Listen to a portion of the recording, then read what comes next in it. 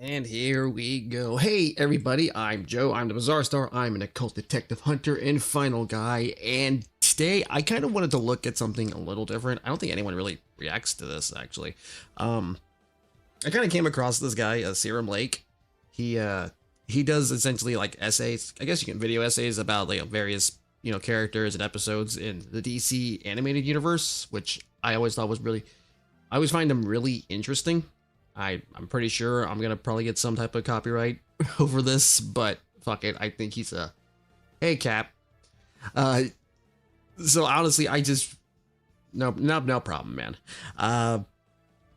So yeah, I never saw this episode, or at least not this little essay he did. It's obviously on the trial. It's basically one of the Batman animated series episodes where essentially he gets captured and like this, I think it's like a district attorney that essentially kind of does not particularly like Batman, and she's kind of stuck in Arkham now having to defend him. I'm not really sure what he's going to talk about in this one. I'm guessing because one bad day.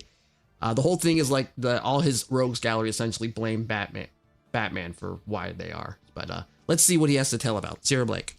It won't surprise anyone to hear that, in my opinion, Batman the Animated Series is the definitive take on Batman and his rogues gallery.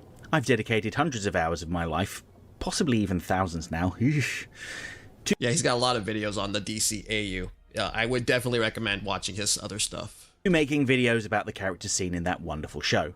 One of the things I really like about the show is the way they prioritize the psychology of the villains.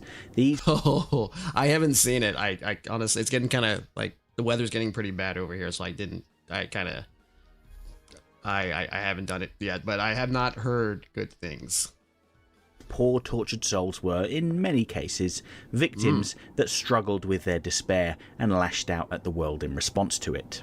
They were often characters whose motivations you could understand, but not exactly condone, and this made them sympathetic, except for the Joker, of course. Yeah. In the Batman comic books, there was a comic book that attempted to reframe the Joker in a slightly more sympathetic light, and that was Batman, the Killing Joke by Alan Moore and Brian Bolland. This comic popularized the idea of one bad day being all it takes to tip someone over the edge into insanity. Now, the beauty of Moore's work is that yes, you can interpret the Joker as a tragic figure, but at the same time he challenges this view by showing Commissioner Gordon overcoming his one bad day. Although that's kind of also the big dynamic with Joker, is that he doesn't technically have a cohesive origin story. That's just one suggestion. He was trying to make money for, to help him and his pregnant wife. I know that the animated series essentially just cemented it, and like he was just a part of the mob, and I guess essentially had some tangle with Batman, fell into the acid, and is a full-on villain. Like he said, in the Killing Joke, if I'm gonna have a story, I prefer it to be multiple choice. I'm paraphrasing, but you know what I mean. The Joker admits to being an unreliable narrator, so who's to say if the origin story he recalls is even true? Framing all this through the lens of Batman the Animated Series, I immediately thought of the wonderful villain-centric episode, Trial. Now, the premise of Trial is pretty simple. The inmates have taken over the asylum and have kidnapped Batman and District Attorney Janet Van Dorn to put Batman on trial for the crime of creating them. Their argument is that Batman was involved in all of their one bad day that tipped them over the edge, and if it wasn't for him, they wouldn't be the way they are, and he should be punished for it. The courtroom is filled with members of Batman's rogues gallery, with each of them fulfilling a role in the trial. I'm going to talk about each of them and how their one bad day wasn't really just one day, it was more of a bad life. Let's talk about the first villain we see in Arkham, the prosecution, Two-Face. Now, Two-Face is one of two villains who came to be partially because of Batman's actions, but only partially, mind you. We see in the episode Two-Face that Harvey Dent had a psychotic break and released his violent alternate personality Big Bad Half on Rupert Thorne and his men, who were... Hold on. Sorry. I'm looking at my OBS, and for some reason, Shut is not playing on anything at all. Or it's not showing anything. My chat window. Hold on. Give me a second. Sorry. Come on.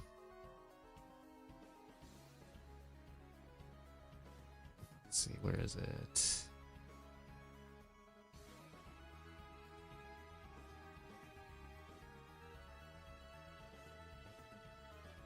That's not it.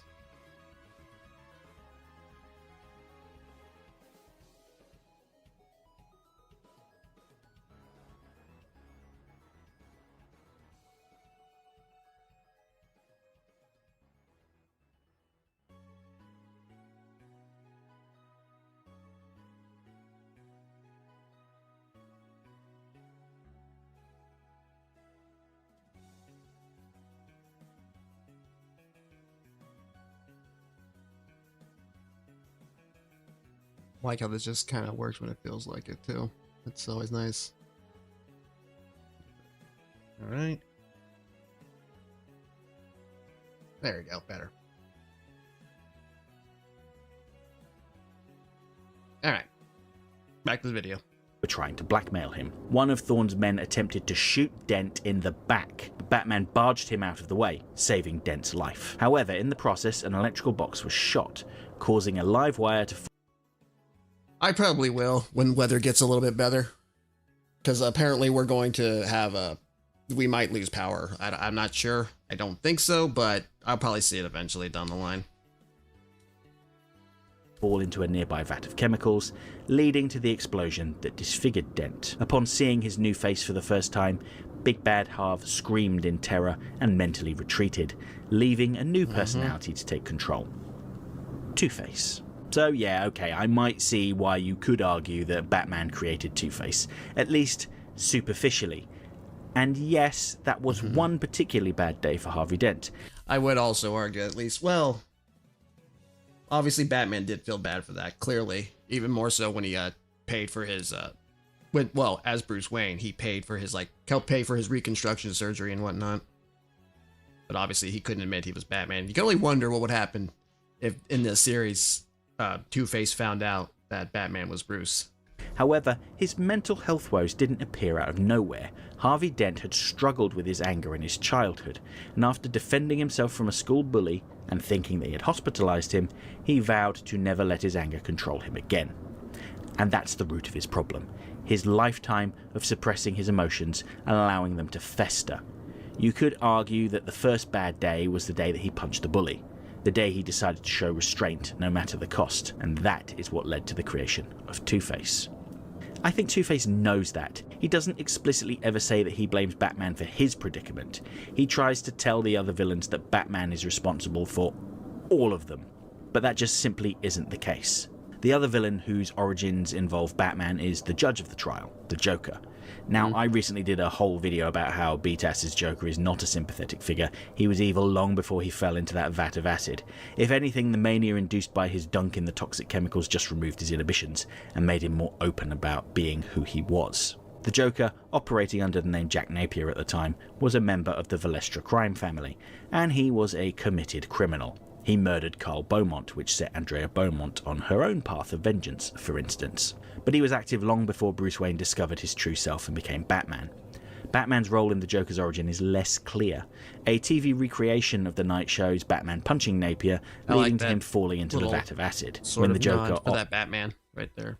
It's that's kind of like from the old Batman show, like the movie that they had. That was like in the 30s or 40s, I forget wherever it was, but it was one of these black and white ones where his ears are more pronounced. The night shows Batman punching Napier, leading to him falling into the vat of acid. When the Joker offers to recreate that night with reporter Jack Ryder, he simply pushes Ryder. Yeah, Creeper, I think his name. And when the Joker tells his psychiatrist about what happened, he frames it as mean old Batman picking him up and throwing him into the acid. The truth is never revealed, but the fact that the Joker refers to his origins in at least two different ways suggests that he is an unreliable narrator. The point is, Jack Napier may very well consider the day he fell into that tank of acid as a bad day, but this was not responsible for him becoming a monster. Jack became the Joker because of choices he made. He chose to join the BizarreStar crime family. He chose to rob the Ace Chemical plant. He chose to engage with Batman. And it's those choices that led to his physical change. He was he was never a good person to begin with. Already a monster long before his skin got bleached. Let's move on to the foreman of the court, the ventriloquist, and Scarface. Now, these are the only villains that don't really say whether they believe that Batman was to blame for their condition or not. I didn't even know his name was Arnold Wesker until I saw the Batman. And honestly, hearing Wesker, it just makes me think of Resident Evil. However, the BTAS tie-in comic books elaborate that Arnold Wesker began to disassociate as a child after witnessing the murder of his mother, who was caught in a drive-by shooting. Wesker became meek in response to this, wanting nothing to do with his family's organised crime unit. But the mean and calculating side of him, the part of him that was born out of the trauma of losing his mother before his eyes, manifested itself in the form of a puppet modelled after Al Capone, Scarface. Batman didn't become aware of Wesker until he was much older, and Scarface had become the dominant personality. Batman would do all he could to try to rehabilitate Wesker because he recognised him as a kindred spirit. Where Wesker retreated inside of himself, young Bruce Wayne went out and sought to improve himself, to try to prevent anyone else from experiencing the same thing he had. Keep that in mind for later on. So let's talk about the other members of the jury. Up first, we have the Scarecrow. Now, Batman had absolutely nothing to do with Jonathan Crane's obsession with fear. I don't completely remember a lot of the Scarecrow episodes. Gotta be honest, the only ones that really stick out are the ones from the Batman Superman Adventures one that I can think of, where he actually looks much more creepier. He looks like he has that noose around his neck and everything. I just don't remember a lot of his episodes in the first part of the animated series, though. As a university professor, he specialised in the power of fear, and he took his studies to unethical places, torturing his students for his own perverse delight. As a result of this abuse, he was fired from his job, cutting off his access to young people to torment. In response to this, he sought revenge on the dean of the university that had fired him. Crane didn't seek revenge out of despair or feelings of loss. He was enraged at his own impotence, his inability to hold on to that position that he clearly valued. I never liked that model, though. And abused.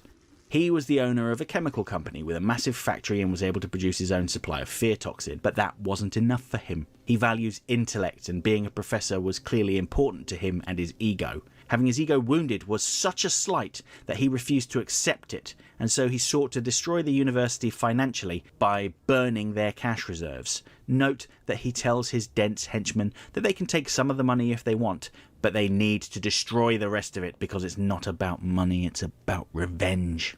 Batman has minimal involvement in Scarecrow's origin. He simply foils his plan, outsmarts him, and overpowers him.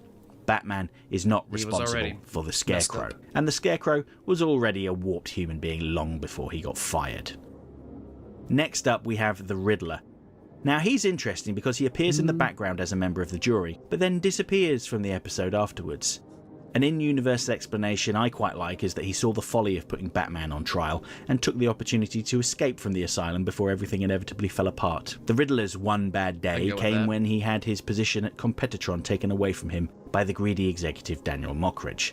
Edward Nygma had programmed the highly successful Riddle of the Minotaur game for Competitron, but his work-for-hire contract prevented him from a share of the royalties. Nygma tried to sue, but was unsuccessful and was cast out of the company. Edward Nygma felt so angered and let down by the legal system and to a certain extent himself that he decided to abandon his identity of Edward Nygma, attempting to erase all records of his existence. Which is hardly Batman. It's in no way Batman's fault, actually. And become the Riddler. Batman's only involvement in this is that he had the audacity to outsmart the Riddler at every turn. From the Riddler's perspective, I'd say he had several bad days. The day he signed that contract with Competitron, the day he was fired, and the day he lost the lawsuit. And the Riddler is aware of this, hence why he leaves. That actually makes a lot more sense. I'm guessing it's also, I'm gonna guess if there was any real, order of what these episodes went into. It's the trial happens before he tries to go legit. Maybe, I would assume so. Next we have Harley Quinn, and oh boy, where do I start with her? Dr. Harleen Quinzel was the Joker's psychiatrist at Arkham, and the Joker manipulated her into believing that he was in love with her, turning her into his pawn. After an inappropriate display of emotion when the Joker returned to Arkham, brutalized by Batman, Harleen left the asylum and created a costumed identity of her own, Harley Quinn, and broke the Joker out of Arkham. Now, Harley doesn't blame Batman for her situation in life. In fact, she thanks him for creating the Joker. From her perspective, that day was not a bad day, but the best day of her life, as it forced her to abandon her normal, dreary life and embrace insanity with the Joker. The fact is that Harleen Quinzel must have had problems to begin with. Mad Love, her origin story, was originally a comic book before it was adapted into an episode of the new Batman Adventures. In the comic book original, it is suggested that Harley only wanted to work at Arkham because she thought she could write a tell-all book about the patients, particularly the Joker, and earn herself a small fortune. However, the comic also shows that Harley wasn't exactly a gifted scholar, and instead used her feminine wiles to get better test results. This was scrapped from the TNBA episode, obviously, partially for time reasons I suspect, but also because that's why. It's kind of gross and not at all suitable for a kid's show. But the point is, Harleen Quinzel did not have one bad day. She was someone that was trying to make the best of a mundane life, and she found herself completely out of depth when she tried to match wits with the Joker. The next jury member to look at is the Mad Hatter. During his testimony, he explicitly says that... Well, I mean, he just was obsessed with like his secretary or whatever, named Alice, and that's kind of where that was. It was all Batman's fault that he became the Mad Hatter because Batman had tried to take Alice away from him. Yeah. But that is not at all accurate. Jervis Tetch created the mind-controlling tech because he was a meek mouse of a man. He wasn't able to achieve the things he wanted in life. He wanted fame, respect, and love. But the only way he could get them was by taking control of people's minds. In his debut episode, Tetch says, "I'll cut that cowl off your neck before you'll take her. I've waited my whole lonely life for her." And that single line is key. He didn't have just one bad day. His entire life was one bad day after another. At least that's how it felt to him, because he spent his whole life thinking he deserved certain things, but never did anything to try to achieve those goals. So afraid was he of rejection that he wilted away and drove himself to controlling others, lamenting how loathsome his life was. When Janet Van Dorn suggests that Tetch could have respected Alice's wishes and left her alone, he explodes with rage, saying he'd have killed her first. And that right there shows the kind of person he really is. Bitter, entitled, arrogant. On the opposite end of the spectrum, we have the next juror, Poison Ivy. She's crazy. There you go. Pamela Isley felt she was on a righteous crusade to protect nature from humanity. There you go. Rather than sitting on her behind moaning about things, she took it upon herself to stand up and do something about it. It's just that her methods were completely wrong. She targeted Harvey Dent because his campaign to build Stonegate Prison caused the extinction of the wild thorny rose. Or should I say the near extinction, because Isley managed to save a plant before the bulldozers cleared the way. Poison Ivy's backstory before this point is never elaborated on. While the mainline comic books touch upon the notion of Isley being taken advantage of and experimented on by her college professor Jason Woodrue, none of that comes up in the DCAU. If anything, it seems like Pamela experiments on herself to become more plant-like and less human. It was a choice likely spurred on by her disgust with her fellow man. I'm not sure if he's going to talk about it, but also even when she's trying to kind of be, I guess, legitimate or just try to go clean, she like have a family, she kidnaps a guy and then basically makes her own little plant children. Some tragic abuse story. She didn't have a singular bad day before becoming Poison Ivy. I mean, unless you want to count her witnessing the roses being bulldozed, I suppose. The Batman the Animated Series Writer's Bible introduced an idea about Pamela Isley being assaulted in a greenhouse before it burnt down. And this is vaguely hinted at in Pretty Poison based on her reaction to the fire in the greenhouse. Something tells me that this wasn't her first rodeo. But almost all of that material in the Writer's Bible either wasn't mentioned or was replaced with a better idea. This is the same document that describes Clayface as a thief that uses a special serum to change his face for 24 hours, and Killer Croc as a big game hunter that got bitten by a weird reptile and turned into a reptile man. But I digress. The point is, Ivy didn't have a bad day. She's bold, strong, and does what she thinks is right, no matter how hideous it might be. The final jury member to talk about is Killer Croc. He's the easiest one to speak about. Waylon Jones was born with a condition that made his skin hard and scaly, sort of like a crocodile. He claims to have worked in a circus sideshow where he suffered indignities because of his appearance. But the only thing we know for certain is that he was part of a wrestling promotion, working under the name Killer Croc Morgan. However, he also moonlit as a mob assassin and went to prison after being caught by Harvey Bullock. Again, not Batman's fault. Croc argues that... I mean, he could be a victim of circumstances considering, you know, what he looks like, but that's not Batman's fault. When you look the way that he does and people think you're a monster, you don't have much choice. I think this is the one where he meets a bunch of these other circus people, like some seal boy and like some Siamese twins, and essentially he tries to steal from them. That's what it ultimately he's doing. So yeah, acting like a monster. Even when he's like in a decent environment, he still can't stop being an asshole. He's completely wrong though, as we saw in the episode Sideshow, where the other circus performers were thoroughly decent people. Yes, he has had a hard life, but he didn't have to become a murderer. It's not just one bad day that defined him, it was his entire stinking life and the way he reacted to it. And Batman had minimal involvement in it. So it comes as no surprise then that the jury unanimously came to the conclusion that Batman didn't make them who they are. They're insane, not stupid. However, they're also cruel, warped people, and they decide to punish Batman anyway. Yeah. There's one other scene I'd like to talk about, and that's Janet Van Dorn's remarks after Poison Ivy's testimony.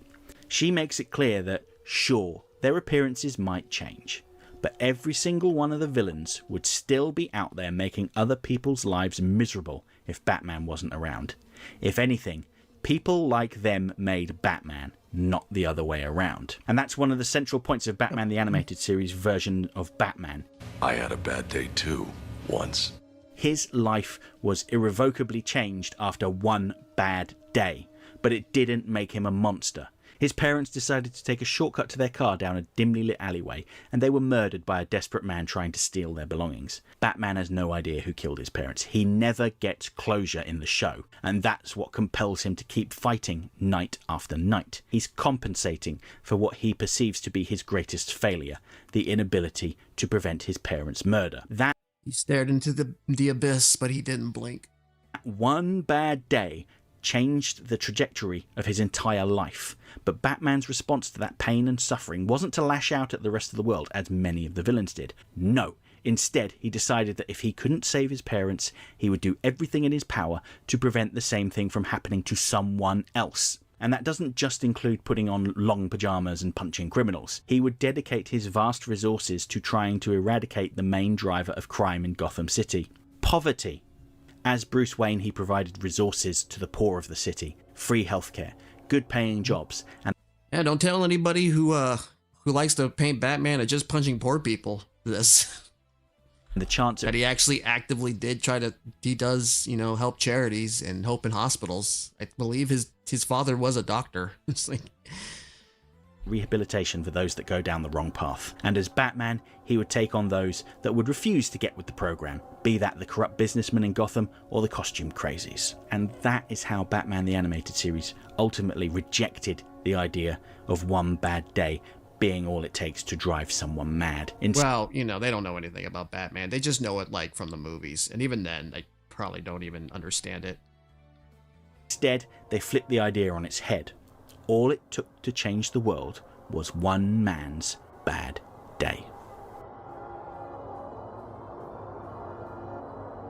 Okay, that's it for this week's essay. If you like the video, don't forget to like, share, subscribe, leave a comment. Hot take, but I'm not a fan of the Dark Knight.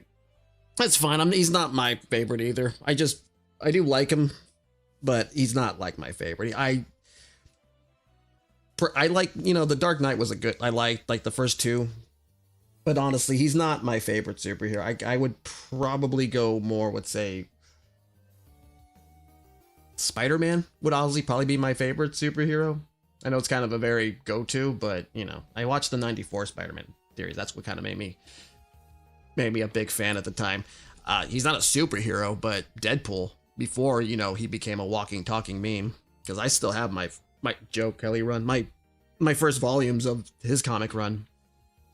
Because he wasn't just, acting crazy for the sake of crazy. He hated how he was and everything, but I won't get into that. Anyway, pretty good. I like that. That was a good video. Anyway, one more here. Like yesterday, I watched the video, Critical Drinkers video about, Kathleen Kennedy. And lately I was thinking about looking into J.J. Abrams' writing. I don't like his writing particularly. I do not like the whole concept of the mystery box. I actually think it's pretty damn lazy, particularly how he uses it. Because, that little way of a mystery box can work well for like a TV show. The problem is if you don't have anything in it, then yeah, you're going to leave people sorely disappointed. I actually was thinking about which video to actually watch of the Critical Drinkers video on it, the Crash and Burn, or this one. I never seen this one either, so I just looked at the title, so that's kind of where I'm going with. So hopefully we can get some little bit insight on his writing process, because I do like looking into things about writing and whatnot. So yeah, let's go. Thor Skywalker. J.J. Abrams finally talks about the lack of a plan with the sequels. Trust me, I knew. Now, just the other day, Collider did an interview with J.J. Abrams, writer and director of The Force Awakens and The Rise of Skywalker, the two bookend films of the Star Wars sequel trilogy. And in it, they asked him if the sequels would have benefited from having a plan from the beginning. Yes. And yeah, I know this is a topic I've kind of beaten to death already, not to mention pretty much everyone, even the staunchest sequel defender, has now accepted and will acknowledge there was no real overall plan for the films. J.J. Which is so goddamn stupid. I don't, like, you can say anything you want about the prequels, but at the very least, at least George Lucas had a roadmap. He knew where he was going with the story. He knew what he had, the boxes he had to tick. It was the rise of the Empire, the eradication of the Jedi, and the fall of Anakin Skywalker. He hit every single one. Was it a bumpy road? Oh, hell yeah. It was an absolute massively bumpy road, but at least he got there. Like, they were playing hot potato with your overall story for 3 movies with, at the time, 3 directors who most likely have very different ways of how they were going to see how they treated this story. Case in point, fucking Rian Johnson in The Last Jedi, who just says, fuck it, I'm just going to do whatever the hell I want, is so irresponsible. J. Abrams even basically admits that in this interview by in no way trying to counter or argue against the question, and instead, in a somewhat roundabout way, he explains what happened and why with the sequels where the story went wrong. And I do think there's some interesting things to take away from this and discuss. Well, I'm going to say right now, the biggest thing is you did your little mystery box. He did his mystery box thing. You know, he put a lot of answers out there in the first movie, but he had no intention of ever answering them. He expected other people to answer those questions for him. Like, oh, a story for another time, as Maz Kanata fucking said. I heard that when I fucking saw that movie. Oh my god, my head. I was like, yeah, that's something he would do. Ugh. Like, it's pretty bad when, like, the only show he's actually finished, only thing, project, or show he's finished to completion or stuck by to, like, the end was a show called Felicity. It was an old WB show about this girl who plans to go to Stanford to study medicine or whatever the hell, but she changes her plans to go to New York and study art because of some guy she likes. I'm paraphrasing, obviously, but that's essentially the story. It was what it was. But yeah, obviously he had no intention of finishing it. He wanted other people doing it. That was his plan. His plan was just to do that and, you know, have the the opportunity and the glory of that, to say that he directed a Star Wars film. That was his only intention. And not just about the sequel trilogy, but about storytelling in general, which is something I love doing here on this channel. Anyway, he sort of gave a 3-part response, or at least that's how Collider broke it down. So what I'll do is just read one part at a time and give you my thoughts on it, and then move on to the next one. And if you're interested in checking out the whole interview or the whole article, a link to it will be in the description below. But anyway, the first thing he said was, I've been involved in a number of projects that have been, in most cases, series that have ideas that begin the thing where you feel like you know where it's going to go, and sometimes it's an actor who comes in, other times it's a relationship that, as written, doesn't quite work, and things that you think are going to just be so well received, just crash and burn, and other things that you think like, oh, that's a small moment or that's a 1-episode character, suddenly become a hugely important part of the story. I feel like what I've learned as a lesson a few times now, and it's something that, especially in this pandemic year working with writers, has become clear, the lesson is that you have to plan things as best you can, and you always need to be able to respond to the unexpected. And the unexpected can come in all sorts of forms, and I do think that there's nothing more important than knowing where you're going. Yeah. Okay, so again here, as someone who loves to tell stories on this channel, though obviously on a much... okay. Yeah, I understand that, really, I do, but a good writer can usually, well, essentially write around these or, make them work. Here's the thing, again, I'm going to go back to Lucas, writing the fucking, the prequels and whatnot. George Lucas was at that, pretty much, you can say whatever the hell, in a disadvantage because I guess either he chose to really write the prequels and I guess to another extent the original trilogy, mostly on his own. I'm pretty sure there's other people who wrote it. I can't think of off the top of my head, but it's mostly George's baby. I can understand having that mentality that he felt like he could, only he could really do it. But they don't have to. Now he doesn't own Star Wars anymore. So because of that, Disney could have gotten a whole massive team of writers to really try to, bounce ideas off and to make a really good trilogy, but they didn't do that again. They played hot potato with it. I'm pretty sure they had much different writers every single one, which again, you should not have done. They should have planned this whole thing out. I don't know why they never did that. I'm pretty sure they could have found writers to obviously Dave Filoni, even Sam Witwer, who also knows, the voice of Darth Maul, also he played Starkiller. He knows a lot about Star Wars as well. He's actually out Star Wars Dave Filoni of all people. You can have these people, they have the access to these writers, and they didn't do that. Much smaller scale than something like the sequel trilogy or a series like Lost that Abrams worked on. I still do get exactly what he's talking about at the start of his comments. Mm-hmm. That you just never can be certain ahead of time what the audience is going to latch onto or gravitate towards.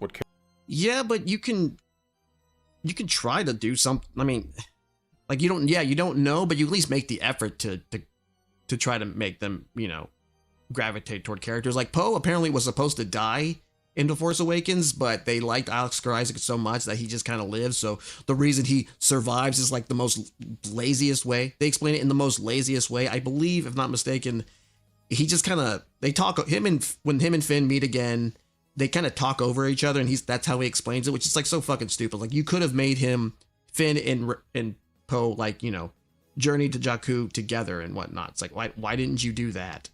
I mean, this whole fucking trilogy is a clusterfuck, especially regarding Rey, but we're not going to get into that. Characters they're going to love and which ones they're not going to like so much and care. These characters don't look bad either. I'm pretty sure if you gave them a good story arc, you gave them some fucking character that actually make them interesting and fun, you could have much easily have liked them. People do like Finn. They just kept turning him into a joke and make back to the back seat for Rey, Miss Girl Power over here. Little about, if at all, or which storylines they want to see delved into to the fullest, and which ones they could care less if you ever touch on again. And with my own stories that I do here on YouTube, I have the luxury, or sometimes curse, of writing each part week to week. I literally see the response to one part before I even write the next. And so I can then know which parts of the story or which characters people want more from, and which ones they don't, and then adjust accordingly. Though then there are also times people get very interested in a character or part of the story I didn't really anticipate, and then I can't go back and add more to that story to set up a bigger or a better or more intricate story for that character or plot line. So, I mean, sometimes you just gotta essentially deal with it. Just maybe make a story later on, a separate story with those characters, but sometimes, granted, you can't predict what people gravitate toward, but you can always keep them around in the universe for another story. And so I think something like this may have happened with the sequel trilogy, likely happened with the sequel trilogy. No. I don't know, going back to The Force Awakens, that Rey's parents were actually supposed to be such a big mystery that so many people were interested in. I mean, if we're going by by Abrams, again, he puts a mystery box, but he didn't have anything in it. He wanted other people to guess it. Or he wanted other people to fill in those blanks. That's not a good way for a multi-billion-dollar trilogy. That's not a way to run one. It's that's bad. I don't think J.J. Abrams and company, everyone behind the scenes responsible for its creation, anticipated that reaction. I think the idea from the start was to make her a nobody, and that The Force Awakens tries to heavily imply that, but does a sort of bad job at it. And yes, I know Daisy... I still don't think so. I still don't think they had any plan. He wanted someone else to do it for him. Ridley, not too long ago, said that at one point, very early on, they were toying around with the idea of making Rey a Kenobi, but then she said they settled on the nobody idea before that eventually changed in the Rise of Skywalker to a Palpatine. That's even And more also keep stupid. in mind, years back now, shortly after episode 7 came out, Daisy Ridley said that she was surprised to learn that the whole Rey's parents thing was a big deal, was a mystery at all. She thought it was... Honestly, you could have made the whole thing of her being a nobody, because, sic parva magnus, greatness from small beginnings, that... I mean, how do I put it?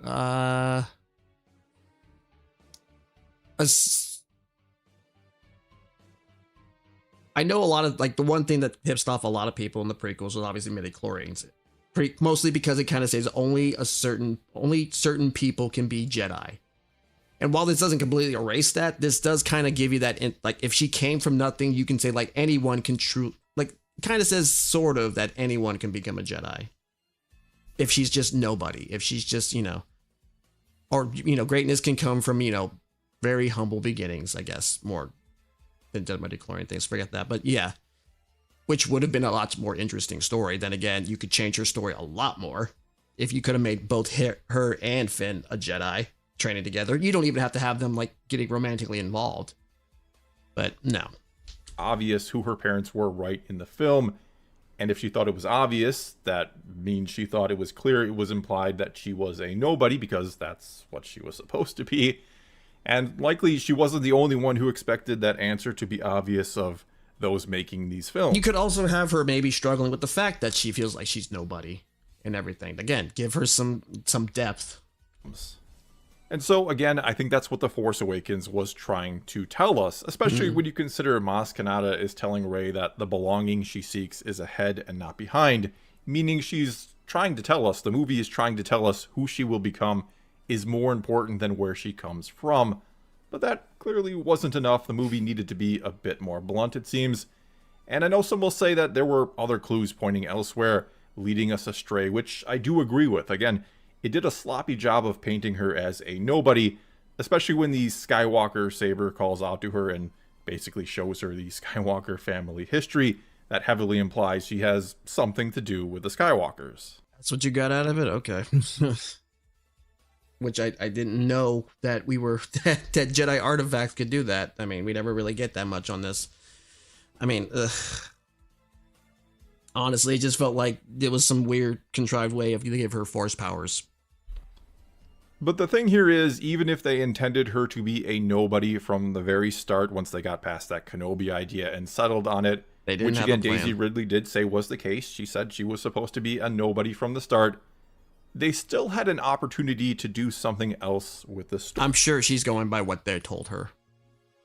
I mean, when JJ literally says, hey, we did not have a plan, they didn't have a plan for her. Story or to focus elsewhere after they saw the way everyone reacted to The Force Awakens, how intrigued everyone was by the mystery that maybe wasn't supposed to be a mystery around Rey's parents. Furthermore, there were two other things everyone seemed to want to know after Episode 7, and those were who or what is Snoke, what is his deal, as well as why is Luke on that island. Problem is, Rian Johnson wrote Episode 8 before The Force Awakens even came out, before he ever saw fan reaction to it, and saw what they responded to and maybe what they didn't. So fucking dumb. He even asked for some things in The Force Awakens to be changed to fit what he had in mind for his part of the story, like the ending with Luke.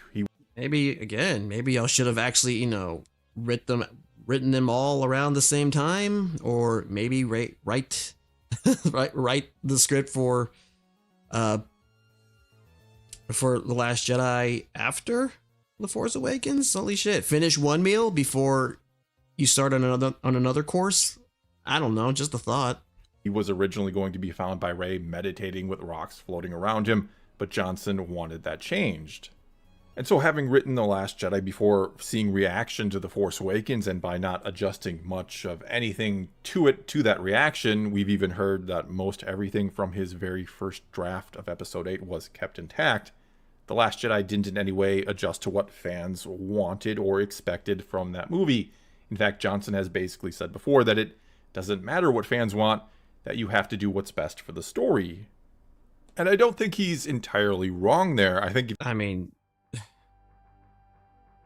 what was best for the story was not best for the franchise. I'd say what's best for the franchise and the story and franchise, which would be also the fans, If you want to tell stories in a franchise like Star Wars that's been around for so long and has well-established ideas and lore and expectations from fans, I guarantee you he didn't read any of that shit. you have to learn to walk a fine line between giving fans what they want and giving them what they don't know they want. You do have to surprise them and subvert expectations from time to time. Problem is, in this case, with the sequels and Episode 8, it was very, very clear that people or fans expected certain things from The Last Jedi, and not because they're entitled fans and demand the stories they want or else, but because The Force Awakens led them to believe that's what they were going to get. I think the last Star Wars movie I saw in theaters was actually Rogue One. Again, I've said this before, I didn't hate Rogue One, but I went back to it and was like, this is just nothing but member berries. Like, I saw Last Jedi and Rise of Skywalker, like, on streaming, and they were as bad as I knew they were going to be.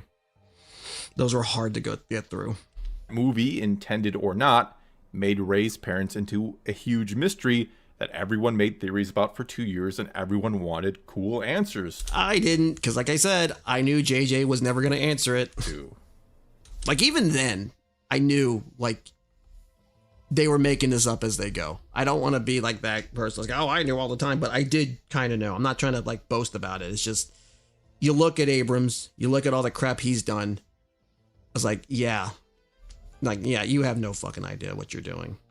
And the way that mystery is addressed in The Last Jedi, and it is addressed there, comes off feeling very meta, like it was added in there just to tell fans who she is, and not because Rey herself wanted to know or didn't know. Keep in mind, at no point in The Force Awakens is it implied Rey does not know who her parents are. She's just waiting for them to come back. Yet in The Last Jedi, she suddenly wants to know who her parents are, and somehow Kylo Ren knows. And not only does he know, but he knows that she wants to know. But anyway, let's move on to the next part where Abrams said, there are projects that I've worked on where we had some ideas, but we hadn't worked through them enough. Sometimes we had some ideas, but then we weren't allowed to do them the way we wanted to. I've had all sorts of situations where you plan things in a certain way, and you suddenly find yourself doing something that's 180 degrees different. And then sometimes it works really well, and you feel like, wow, that really came together. And other times you think, oh my god, I can't believe this is where we are. And sometimes when it's not working out, it's because it's what you planned. And other times when it's not working out, it's because you didn't have a plan. And I mean, this certainly sounds like he's talking about the sequel trilogy, but doesn't want to expressly say it and potentially anger anyone or anger Disney or anger Rian Johnson or whoever it might be. He's saying you sometimes have some ideas, but maybe you don't work them out enough, which feels like the case with The Force Awakens. A whole lot of ideas thrown out there, but maybe no solid answers behind them. And then he's talking about which you probably should have done. How sometimes you're not allowed to do the things you want, or things turn out unexpectedly. He says that sometimes you find yourself 180 degrees away from what you intended, which is probably how he felt going into The Rise of Skywalker.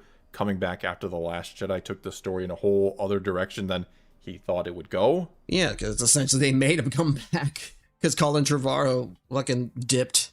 He saw the mess that they were in. And he went on to go do the Jurassic World movie. Say what you want about those. They made money too. I don't really particularly like them either. The first one, Jurassic World, was fine. It was stupid, but I was like, all right, whatever. Everything else, god awful. And that sometimes it still comes together. Fallen Kingdom was so bad. Nicely, but other times you just can't believe the mess you end up with. And again, this could certainly apply to The Rise of Skywalker. He then talks about how sometimes, though, this is the result of not having a plan, yet other times it can be the result of having a plan, which sort of leads to the third comment where he says, you just never really know, but having a plan, I have learned in some cases the hard way, is the most critical thing, because otherwise you don't know what you're setting up. You don't know what to emphasize, because if you don't know the inevitable of the story, you're just as good as your last sequence or effect or joke or whatever, but you want to be leading to something inevitable. Also, this is pretty much also one of the disadvantages of making these movies, like 2 years apart? It was like The Force Awakens, then Rogue One, Last Jedi, what was the other one? Solo, and then the next year was Rise of Skywalker. They need time to bake. They need to really, For some reason, Disney really wanted to make their money back. They have made their money back from their purchase of Star Wars, but they're still now losing money because of Star Wars. And I do more or less agree with him, because if you're going to tell a story, you should have some sort of plan. Especially in the case of the sequel trilogy, where you know fans out there are going to be very critical of the story you come up with. They're going to look to pick it apart, even if they like it. And even if what you're writing is something brand new with no sort of fan expectations around it, you should still try to have an idea or plan of what you want your story to be or be about. Otherwise, it can easily end up a meandering mess. And personally, I always have at least a vague outline of how I want events to play out in my story, and there's always a certain ending I'm aiming for. But sometimes the characters don't allow you to get there, not if you're being true to them. And being true to the characters, I think, almost always makes for a better story than betraying them or railroading them to the ending you envision. It makes for a far more natural and organic feeling story to let the characters change the story if that's what feels the most realistic. George R.R. Martin, for example, who wrote the Game of Thrones books, I feel like he's someone who lets his characters almost completely dictate the story. Like, he lets them just run wild, which is why he's now struggling to finish that series, as well as why so many didn't like Season 8 of Game of Thrones. Because I've never seen Game of Thrones, but it's amazing. It's funny how I see so many people got upset with this season. It's like wow, they really fucked up her character, Khaleesi. Ironically, these are all the same people who like to say, "Oh, wrestling's not real." Okay, like, why do you have such an investment? I don't know. Why'd you get so upset about this season? Same thing, same principle. The beauty of Game of Thrones is it doesn't feel contrived at all. It feels very real. Like, again, the characters are controlling and determining the story all by themselves. Like, we're just following real events. Like, this is a reality TV show set in a fantasy world. Problem is, it's nearly impossible to end a story that's carried on that way for so long without things starting to now feel contrived, to at least some extent, when you start to wrap it up and shoot for an ending. Because to get to that ending for all these characters and plot threads simultaneously, unless you're extremely brilliant or just very, very lucky, you're going to now have to steer some characters to where you need them in order to get your ending. And when you start to do that, when you start to steer or railroad characters after several books or seasons of a show, of essentially letting them roam free without doing any of that, at least none of that that's noticeable, it ends up sticking out like a sore thumb and feels off to the audience or reader, even if they're not entirely sure what is now wrong with it or can't articulate it. They can still feel something is wrong or just not right suddenly, especially when you try to bring them all together, all these characters that you've had through all these seasons, for just a 6-episode final season like Season 8 of Game of Thrones did. But then there's sort of the exact opposite way of doing things, which is working completely backwards, where you set a very concrete ending, where you say, this is how my story will end no matter what, and I will make sure the characters get there, which is how I feel Rian Johnson works. I think he had a very clear vision in his head about what he wanted The Last Jedi to be, how he wanted it to end, and what major story beats he wanted along the way, and then he wrote making sure those characters got there. Yeah, but he seemed to have wrote this completely independent of the fucking last of the Force Awakens, so it did not gel very well. That's the problem. This is what happens when you have two different people, or two different teams, write a trilogy. It doesn't work right. Okay, you have to both be on the same page. If one hand doesn't know what the other is doing, yeah, this is what happens.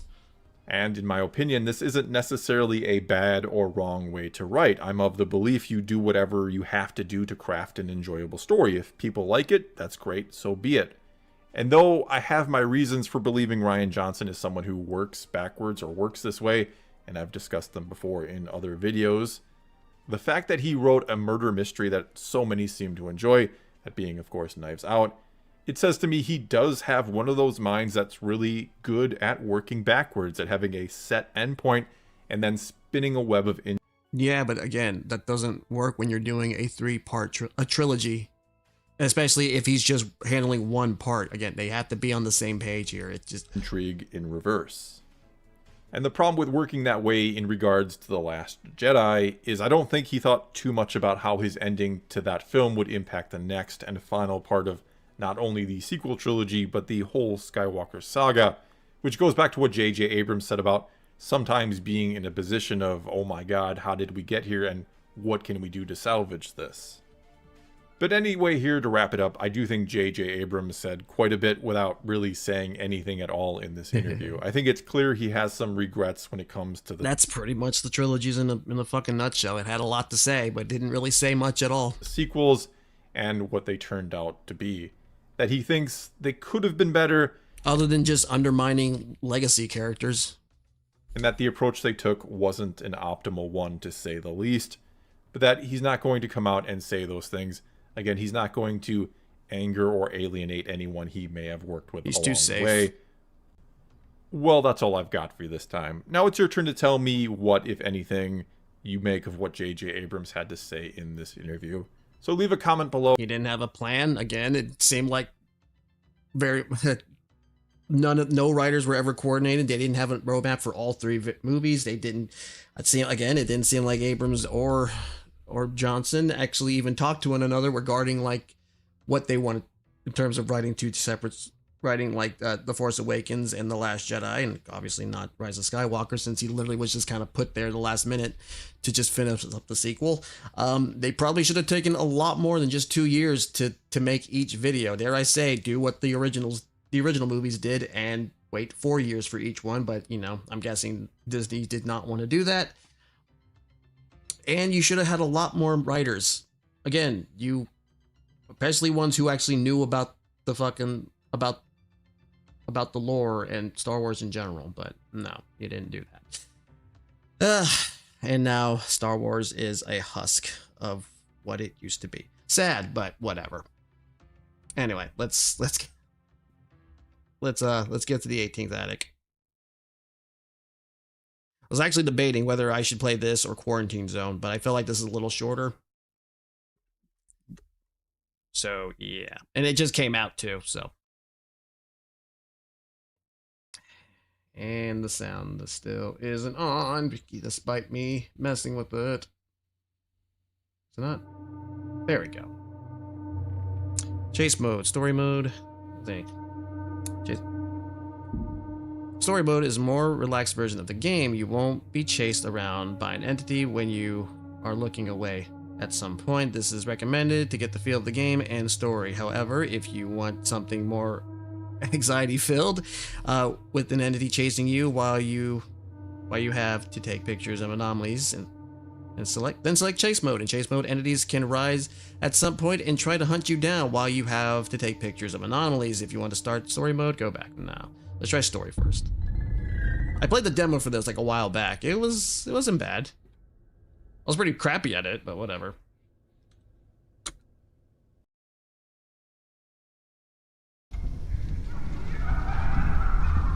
Pictures always reveal truth. Strangely enough, there was a photo of me sleeping taken from the corner of the room. I live alone. The camera is my only witness. Oh. Let's see. Photo cartridges in medicine count as anomalies. Take found. Oh, don't count as anomalies. Alright, what do we got here? Okay, maybe turn off my freaking shower. That seems like a waste of water. No, we're not gonna. Well, I guess maybe you live in an apartment, so maybe you don't have to pay water bills. Oh, look at that. Happy family. Hiking. That's a very slow door. Yeah. Turn it down, but not too much. What a very filthy house. Yeah, it's gotta be a house because it's got an attic. So yeah, I gotta turn off that water because I actually have to pay that. Use paper. Be mindful of anomalies. You can press tab to open your inventory, and okay, never mind. You're not gonna let me read that. Have you seen anomalies? When you encounter an anomaly, get close to it and snap a picture. An anomaly could be a shadow, person, flickering lights, something peeking at things not meant to be there, or anything strange. Do not continue if there is an anomaly, or it will get you. Escape the loop. Mind your surroundings. Don't let it change. Oh, okay. It's one of these papers with the, double-sided. Nice. Oh, I guess I could have read it. I'm an idiot. Whatever. Same thing. Put it away. I can't leave. Is it locked? Yeah. James, I'm up here. Emily. Changing. I can change the name of. I can change the picture of the cat or how the cat looks. Okay, cool. One with a little spot. That'd be kind of nice. And let's see. Let's give it a little top hat. Setzer. Named after Brian Setzer. Famine? Sure. Did you know if you pet a cat, you can reduce stress levels? Interacting with animals can be shown to decrease levels of cortisol, a stress-related hormone, and lower blood pressure. Whenever you are stressed or feeling like you're losing your sanity, pet a cat. Adopt the cat. Call now. Please, please pet me, meow. Aw. All right, put it away. Oh, no. That it? Okie dokie.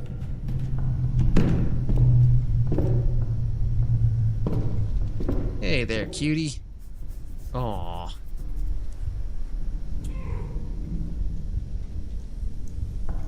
Okay.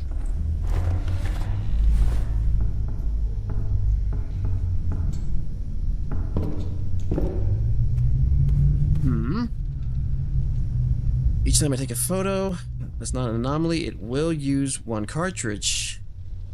Such as, okay, never mind. Scan your environment. This default floor. If anything changes, strange another floor, that means it's an anomaly and needs to be removed. Okay, just looking around.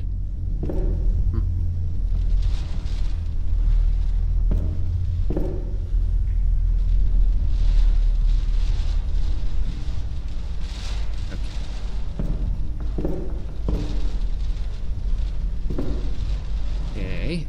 Finance reports, office.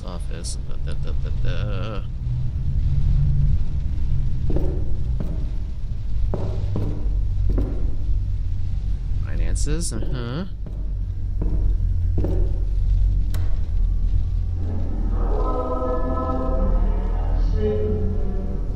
That was awful.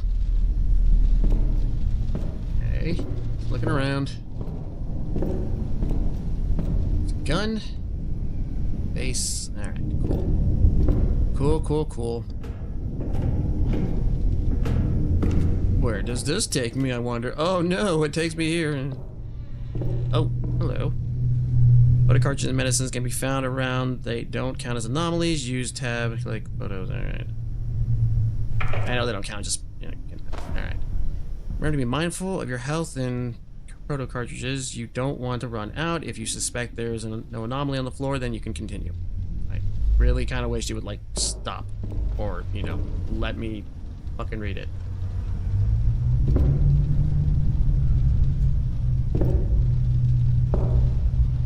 Ooh, I got sandals. Gross.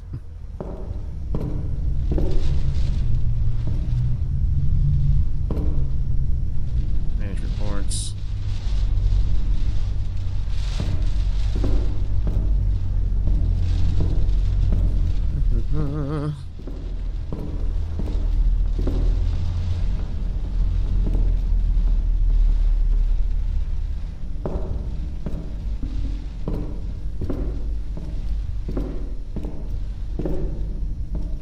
Look around. I don't know if it's actually gonna have anything automatically.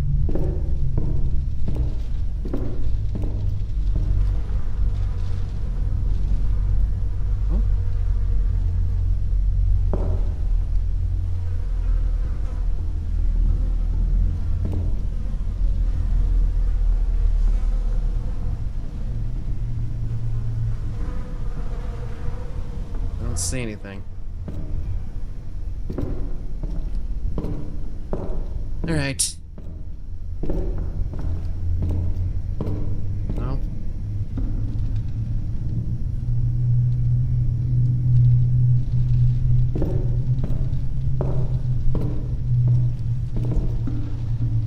Alright, let's go up. I know what happens. It like screams at you or something. Like the monster comes out. Oh, no? Yes? No? Oh, no, no? Ah, I see that. Did I count? Or did I? There we go.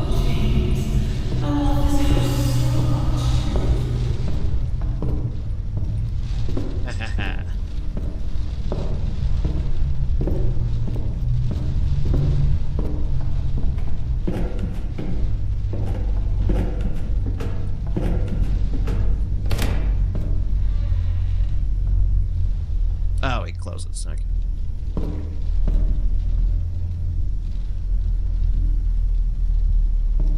Okay.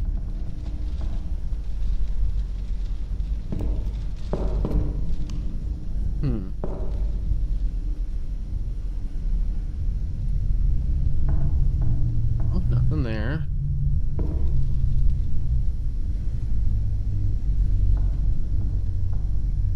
I was gonna say, how do I mess with my inventory? Just in case, hopefully I don't have to do anything. Bet you a little bit.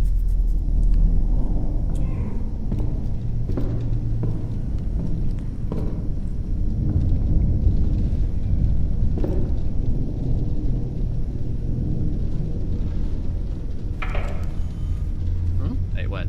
That? Oh, okay. I was like, does that make that sound?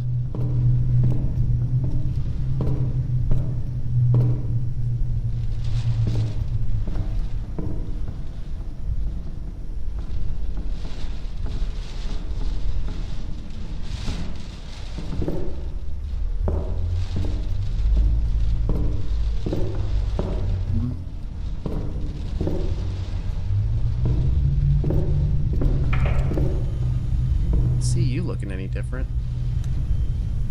They're weird looking. I guess it's like what happens, like a ventriloquist dummy when it doesn't have all its stuff on. Not painted, maybe not finished.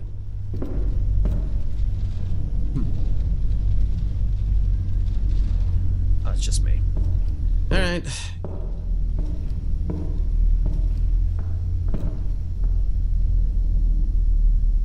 Want to see anything?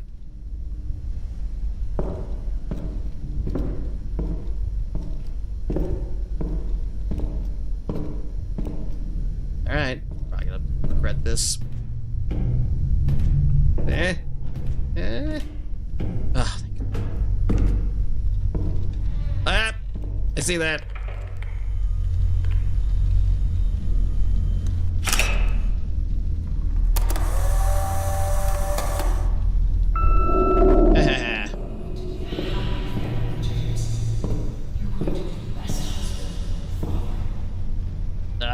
So far, I'm not getting killed, so you know, not bad. It's basically spot the difference, find the anomaly.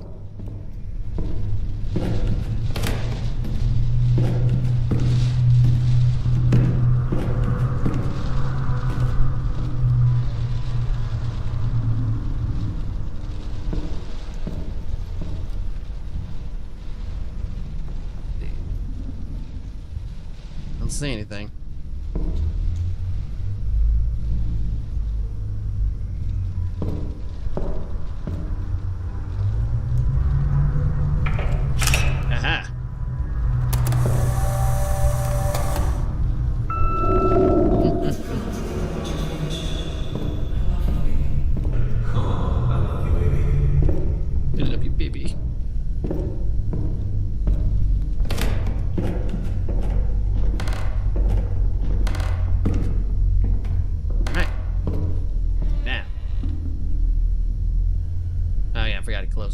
Anyway,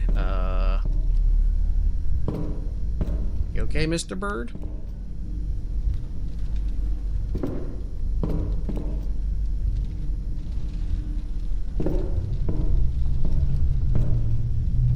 last one was a little less subtle too, because I remember, I think in the demo, like it flat out turns on.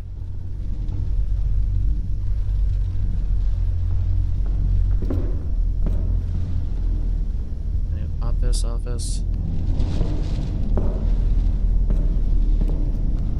Oh. Hello.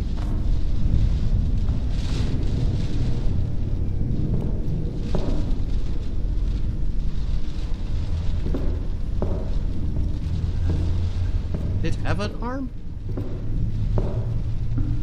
Let's check. Nothing. Yeah, okay. That's fine.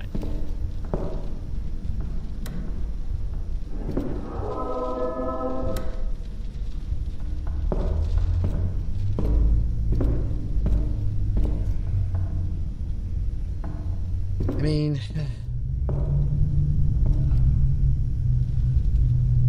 Okay. No, I think we...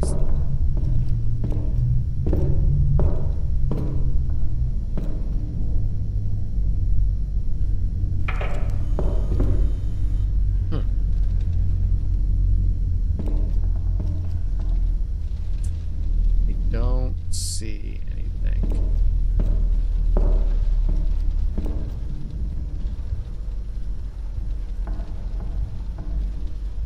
All right, let's go up. No, maybe there's nothing here.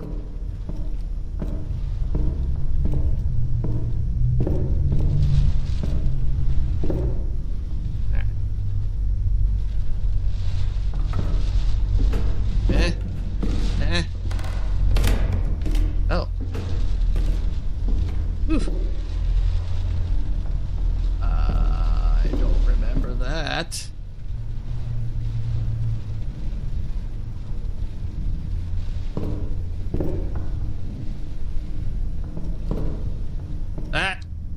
Photos are gone. I saw that too.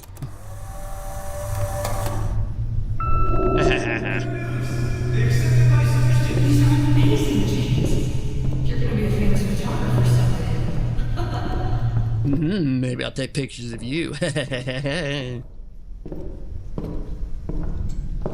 Nice ones. Get your head out of the gutter, guys. Okay, so that was there. Huh?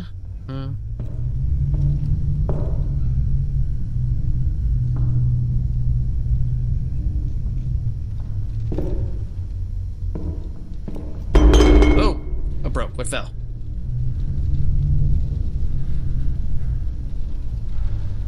Something here.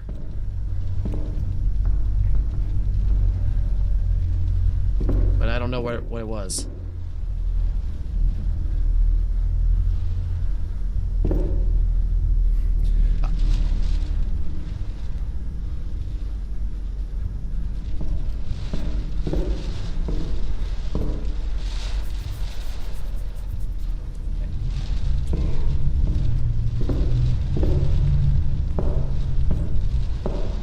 Something. Oh, yeah. Haha.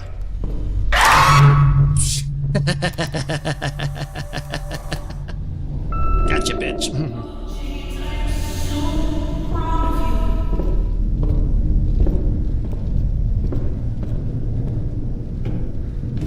That's how we're gonna do this, huh?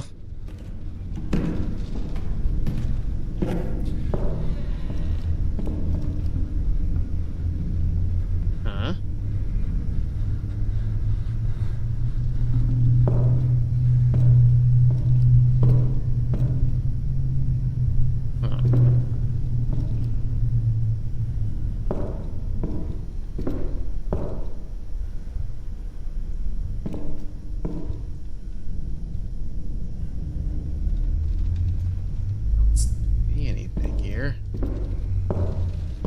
You see anything, Setzer?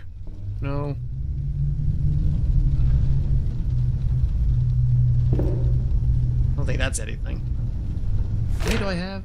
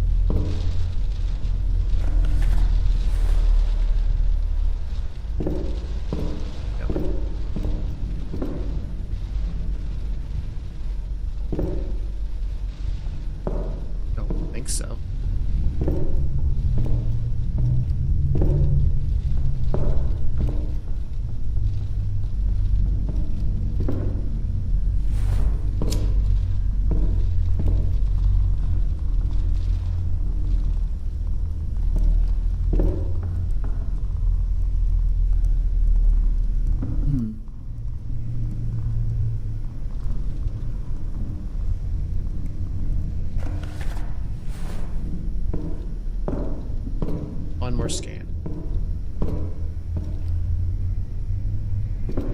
Okay, so I don't see anything here.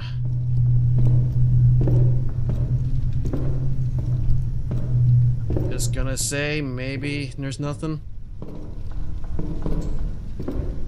Alright. Eh?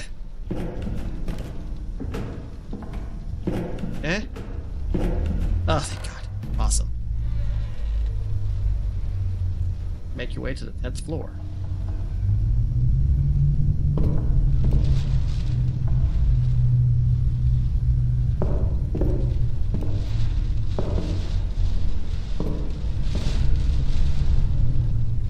Okay, I don't see anything here.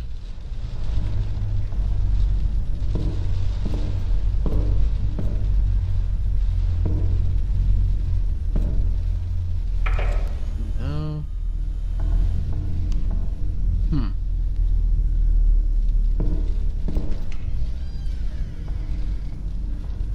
Ah! See you.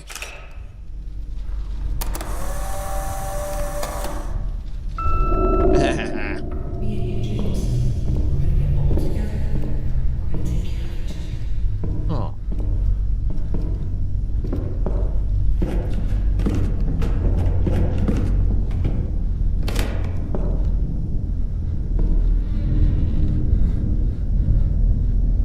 Now.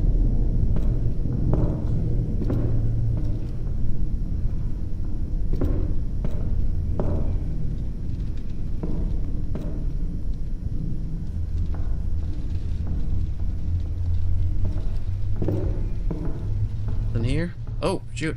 Here we go.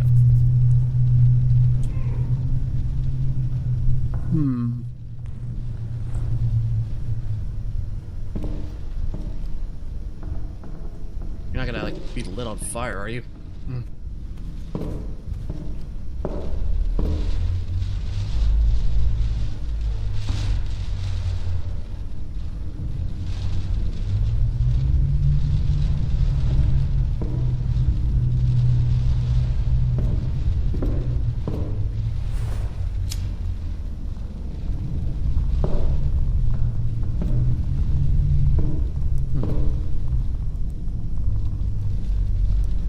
Well, maybe.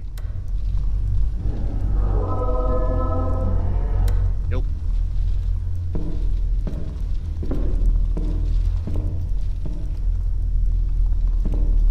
Ah. No inventory space. Aw. They gonna stay there? Hopefully.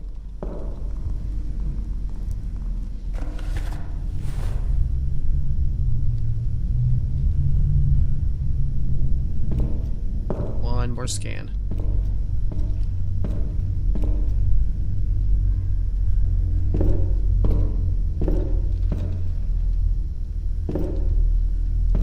That always like that?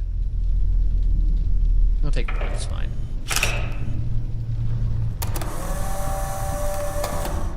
Okay, that's fine. Alright, I don't see anything here. Guess it's cleaned? Here's something. I don't know if that's just the background or that's just noise. Alright, whatever. That's just B. Really? No space at all. Can I reload it? Alright, hopefully it stays. Eh? Eh? Oh. Was this the 12th floor? 12th floor? 4.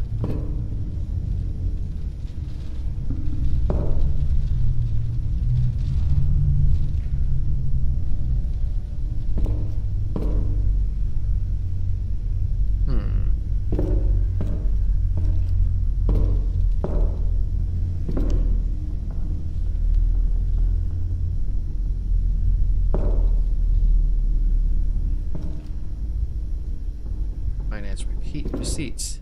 Reports. Oh, reports. I thought I said receipts.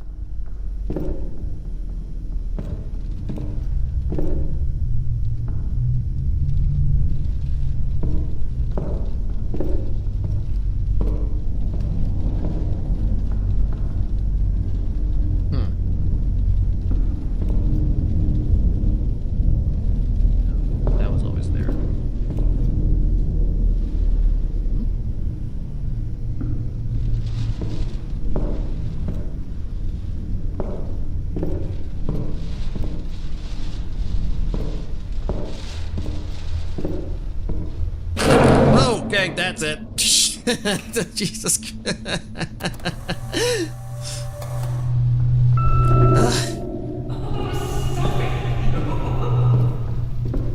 Nope. Okay, I should have gotten the... Can I go back? Can I go back down? Hold on. Pet the cat. I'm losing sanity.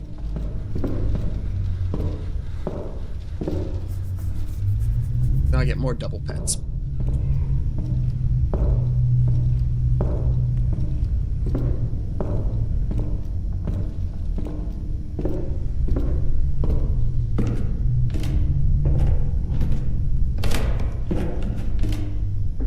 Now double the snuggles. There we go. Now we're at full capacity.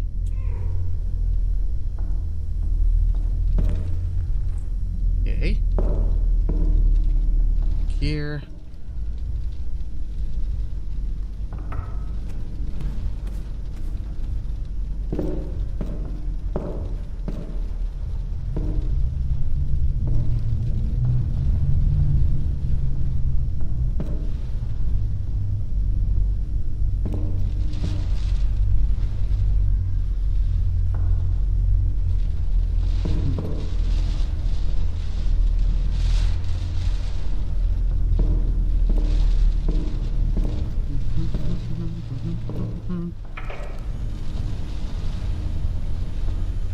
Don't think that's it, but we'll try it anyway. Alright, whatever.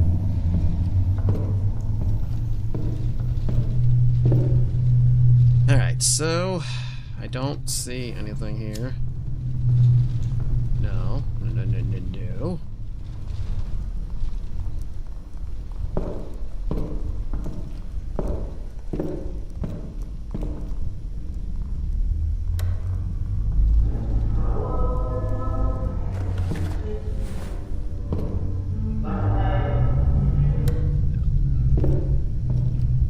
Scan. No.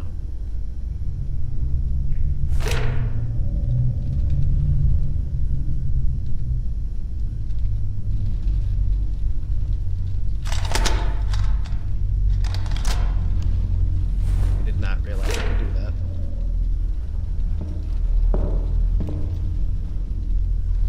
Alright. I guess it's fine.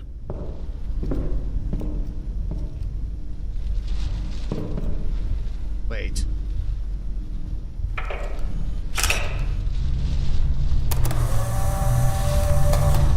No? Oh shit. Okay. It shits this. Damn it. Whatever.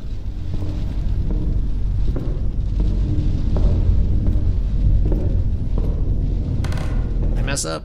Yes? No? Well, I messed up anyway, because, you know, I took a picture when it wasn't. You're my best friend, aren't you, Setzer? Oh, oh, well. Wait, hold on.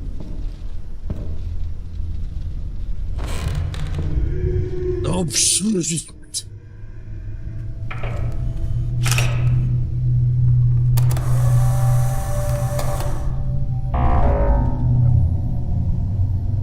Wait a minute.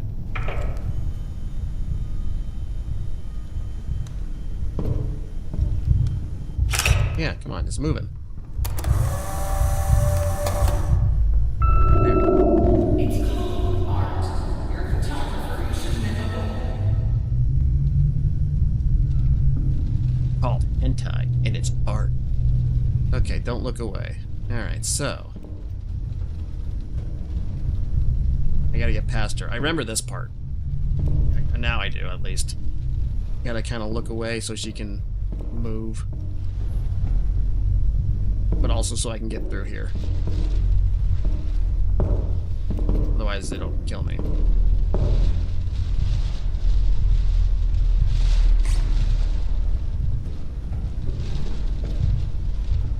Can I pass her up?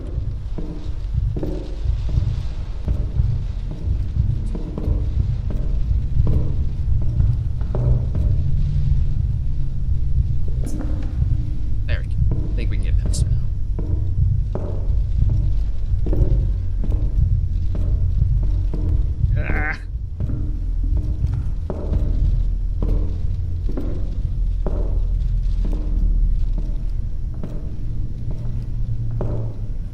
weeping angel.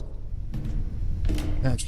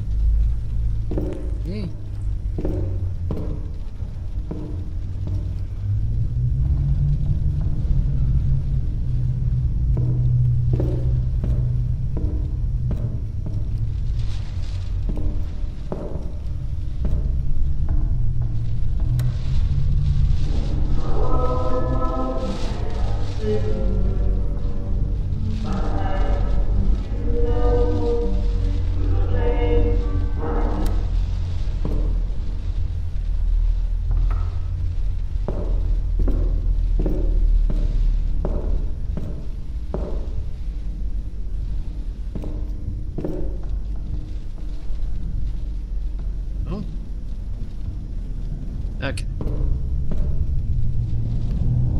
Making sure.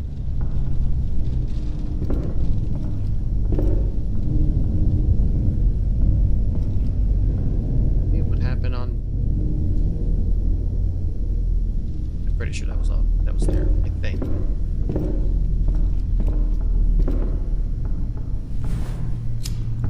Anything?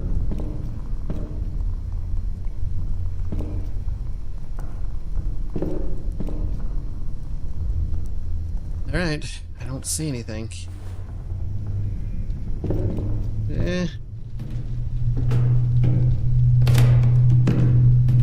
Right, whew. Alright, next one.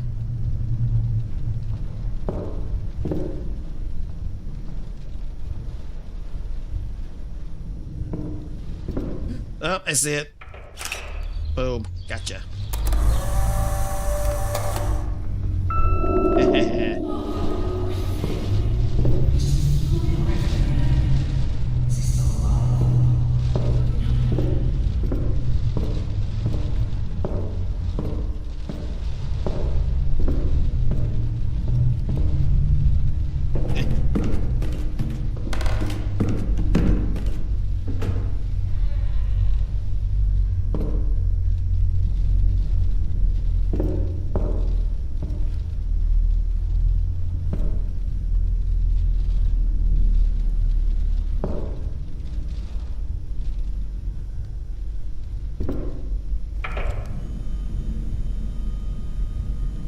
I don't remember that chair, but was that chair always there?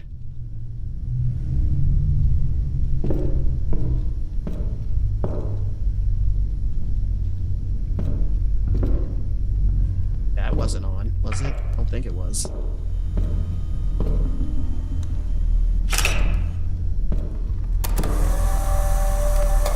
No, no. Oh, it is. There we go.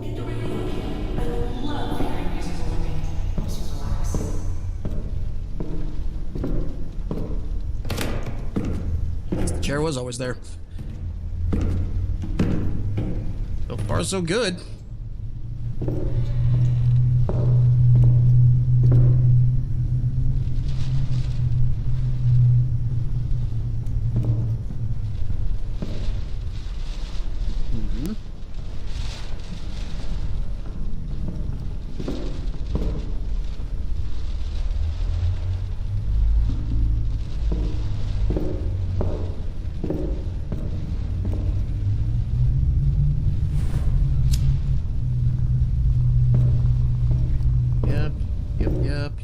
Yep.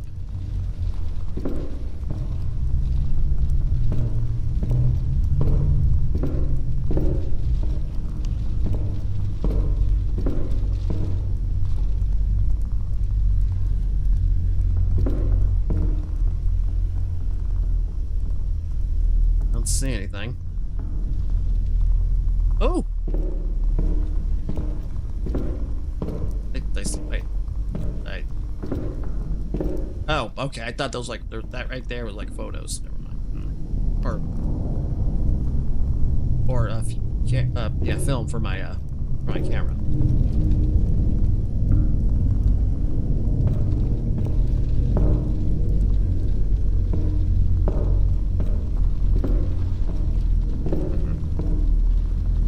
Don't see anything.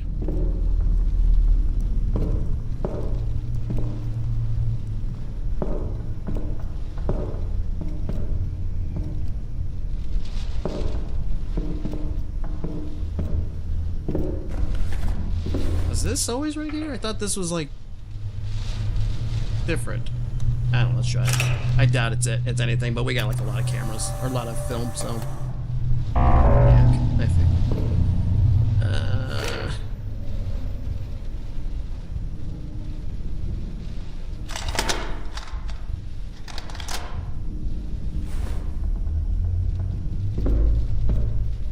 All right, whatever.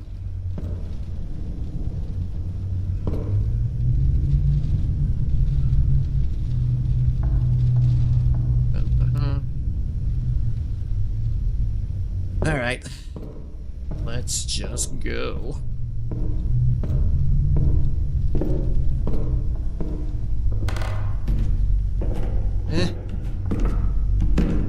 Yeah, okay.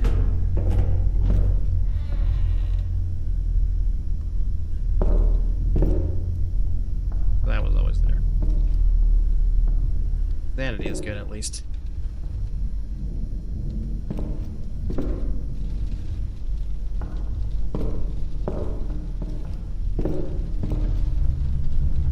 Seats, office.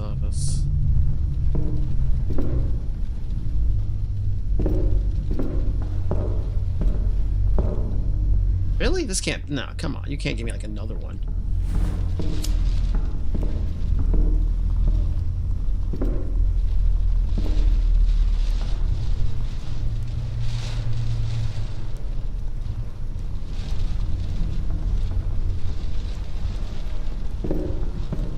Wouldn't give me, like, 2 clean rooms in a row, would they?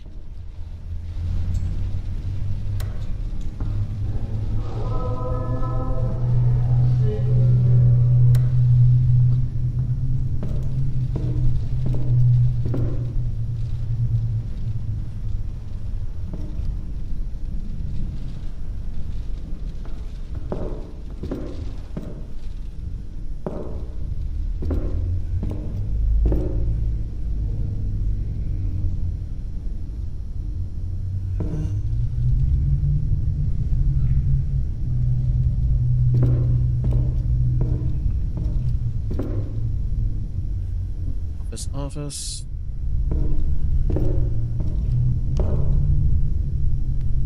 Nothing.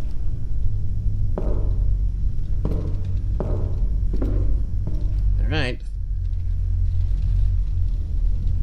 Looked everywhere. Or at least, I think I looked everywhere. Let's go up. I knew it! God damn it, what'd I miss?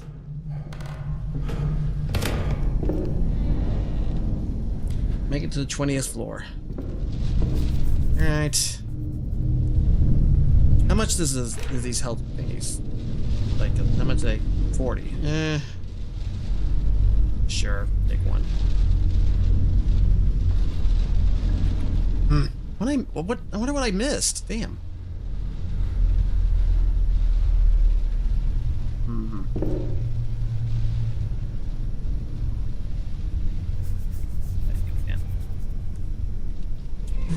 All right.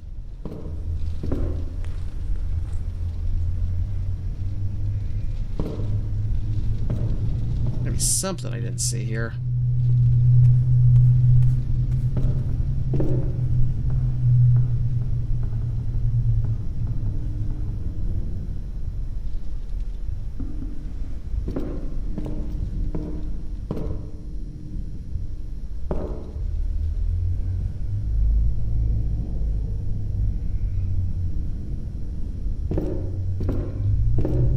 Oh, well, he's got some... Oh, there you go.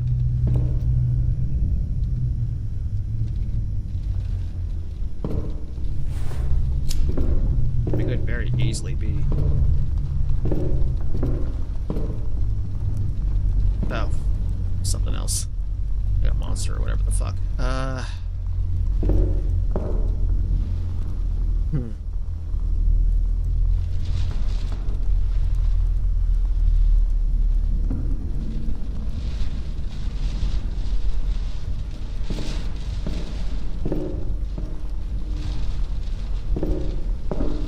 Yes.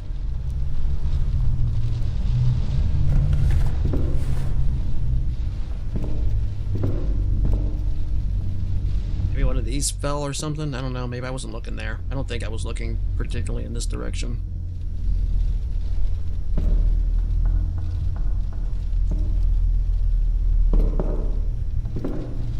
Oh.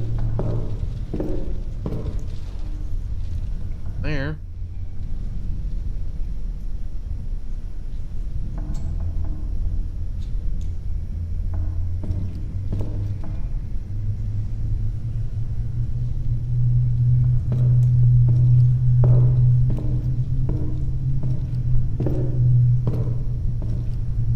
Oh, I thought she was pointing at something.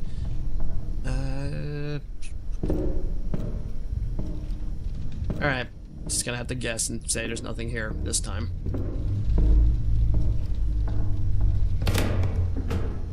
Okay.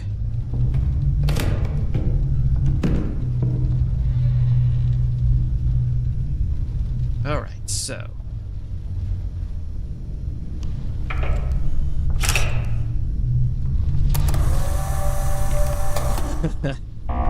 What? Right there. That freaking... that John Carpenter looking motherfucker right there. I don't know if it's like gonna chase me or what.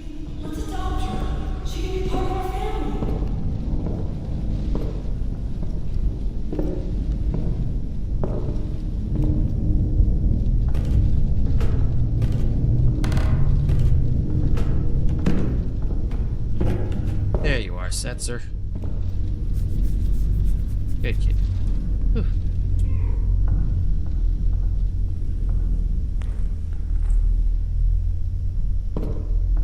I think the only real complaint right now is just it's a little finicky with the where it aims, where you aim it, or how far you have to be. I don't know. So I obviously don't want to be super close to some of these things, so they will kill you. I know that much from the demo.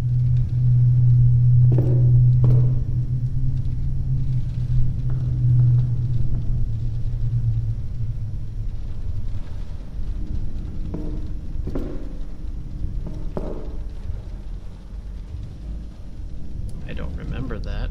Okay.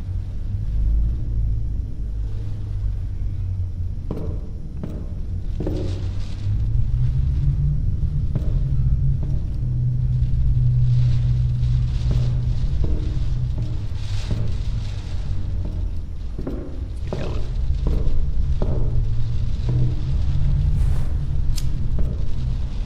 Well, here we go.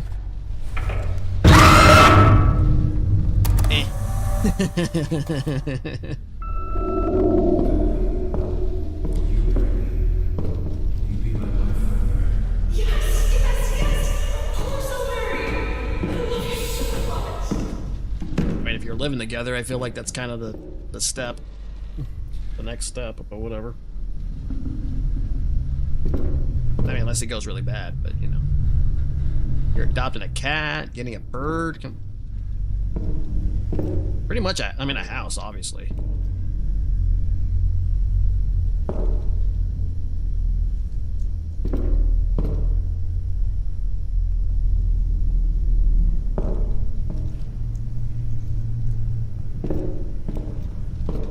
I get a good look over here.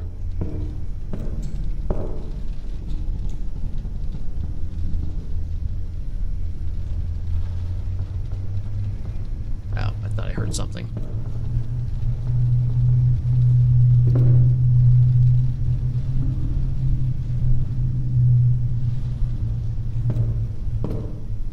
Oh. What's with my hair? It's all... Well, you can see it, like all the little strands. Weird.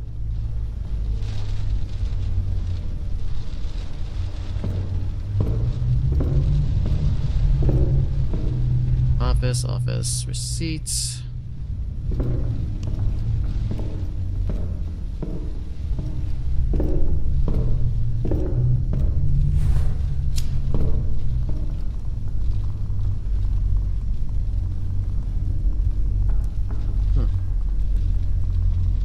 I don't see anything.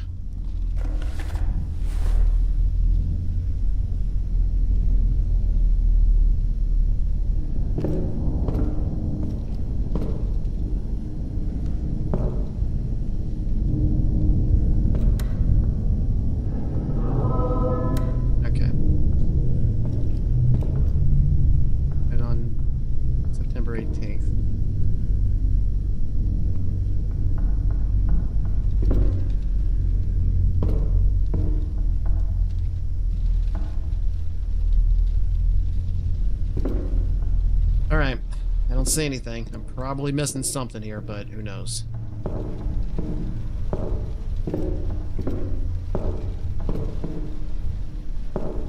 Alright, we'll find out right here. No? Yes? Yeah, okay.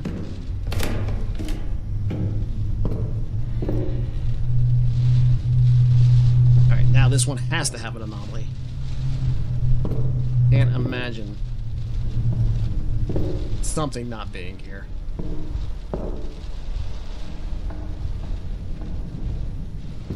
Yeah, we're due for one. Oh. Come on. Like 3 of them, right? There we go.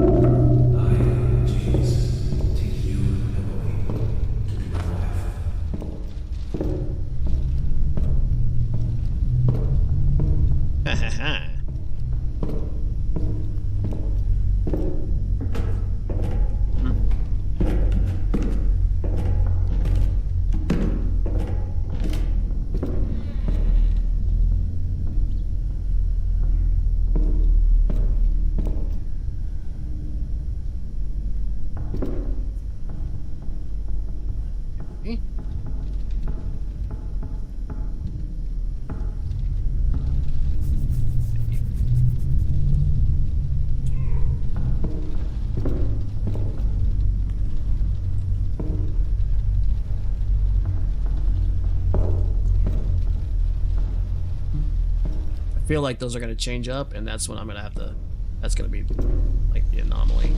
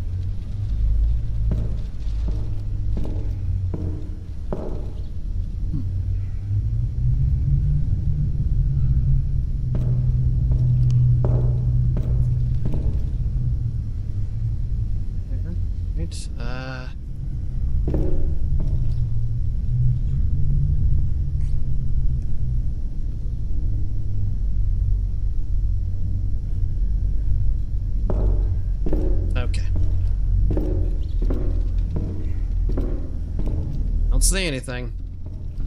I don't know. It is, well, I'm borked. Well, not really. I've got like a lot of life, but still. I don't like to, you know, leave one whole stone unturned. But, there we go. What'd I fucking miss?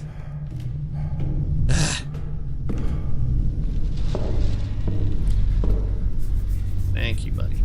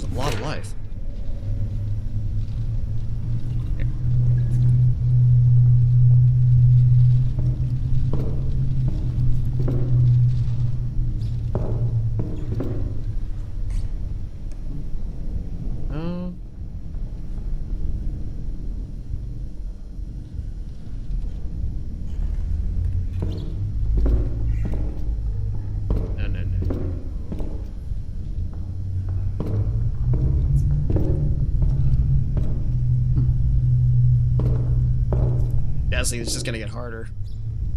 The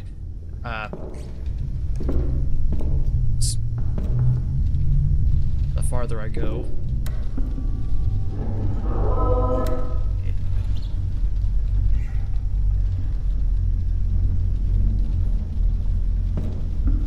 Oh, it's not. It's like that was like a bird up, like a shadow of a bird up somewheres. What if there are anything up here? Maybe I'm not. Maybe I need to start looking here more.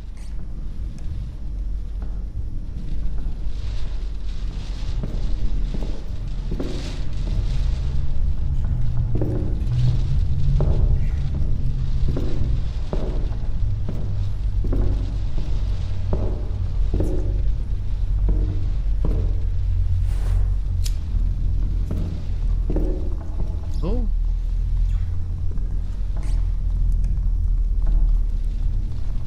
I mean, this one could easily just be a normal room.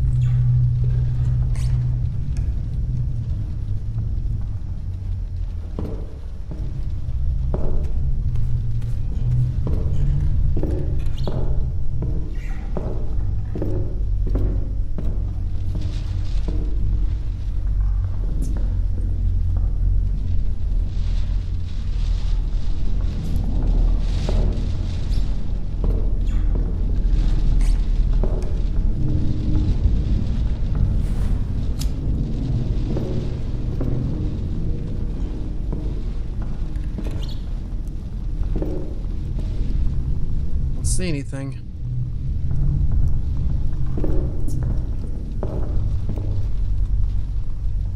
All right, we'll go up. What if I go backwards? Is it still gonna do it? No, well, doesn't matter anyway. I got it right. All right, oh, so maybe messes up the game. All right.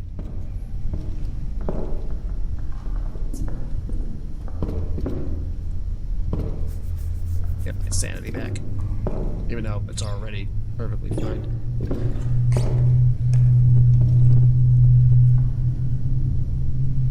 She was always like that. Happened.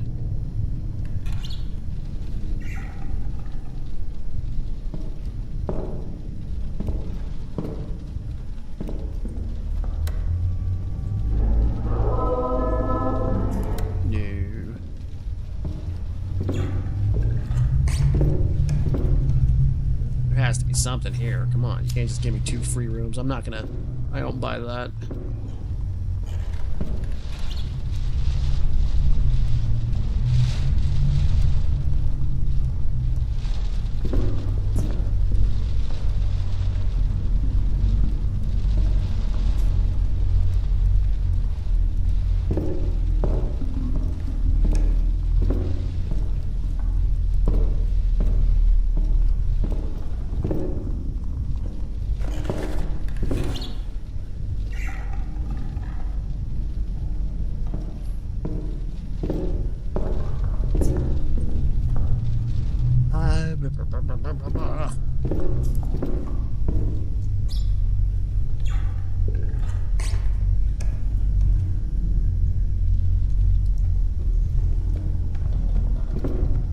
No.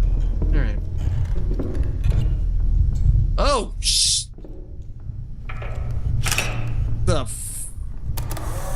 where did she come from? No, come on. That really?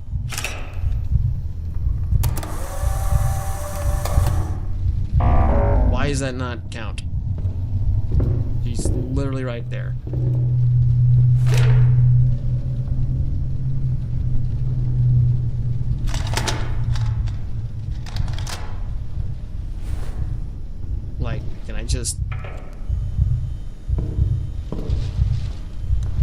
If not, I'm just gonna leave, but I mean...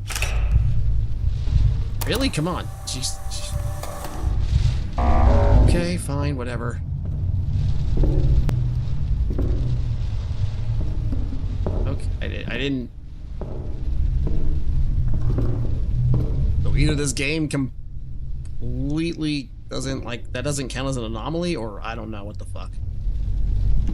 Swear to God, come on. You won't even what? You won't let me take a picture of her.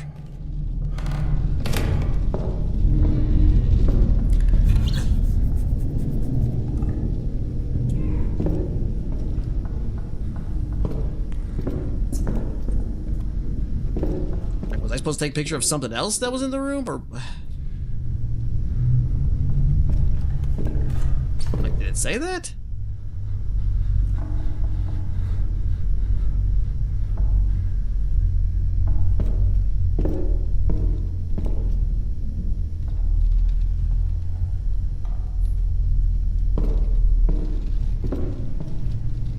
What do I have? All right.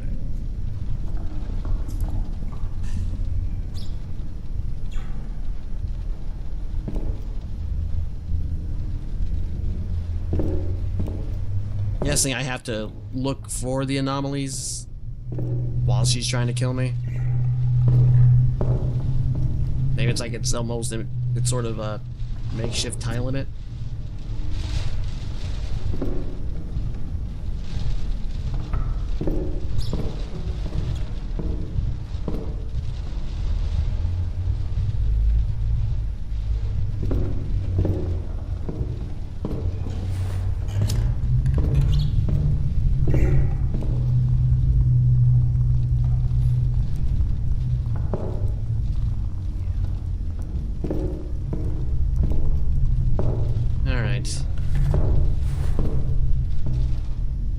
To now actually hurry and figure it out.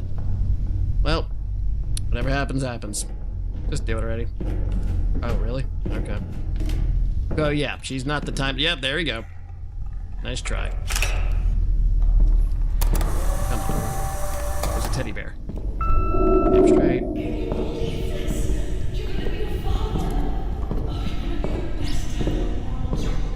Nice that you believe that.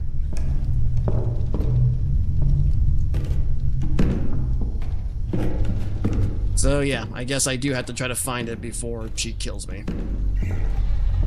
30th. Oh, I'm on the 30th floor. Nice.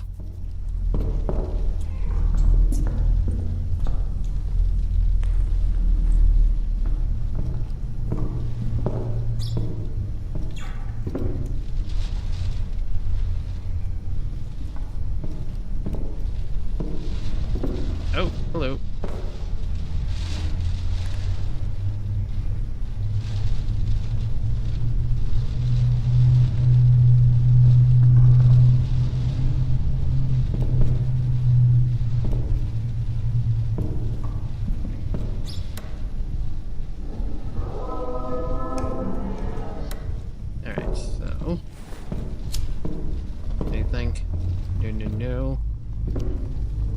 Around there somewhere.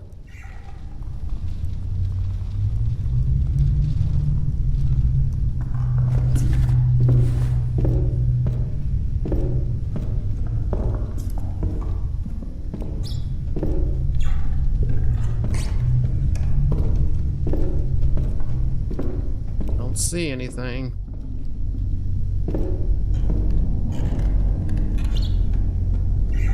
One huge attic, I know, right? Also, hey, Torch. Up, there she is. Okay, so she doesn't count as an anomaly, so...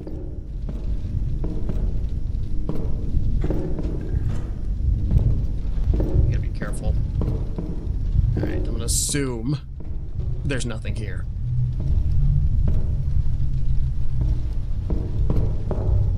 I think that one always had that look.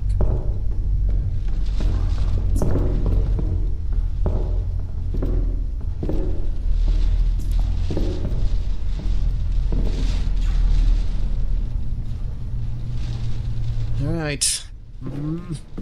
Swear to God.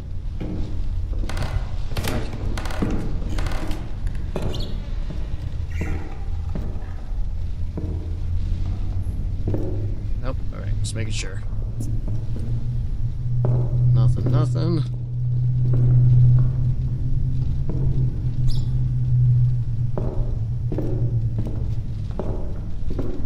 Ah. Work.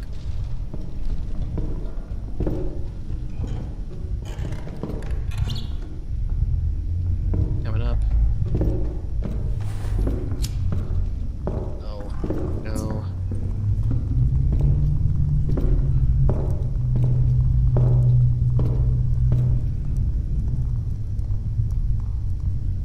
Let's do that.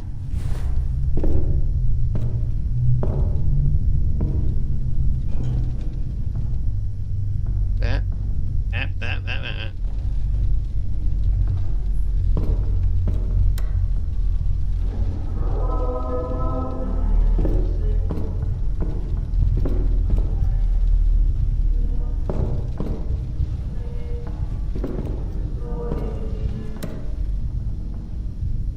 I don't think they'd give me 2 in a row of nothing here. I don't know. I just... I mean, they could, but... I don't believe it.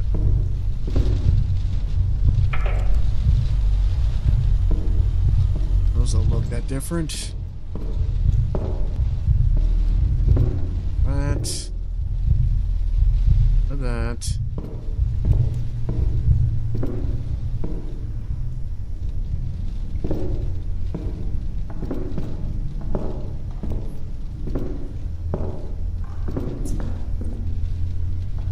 Alright.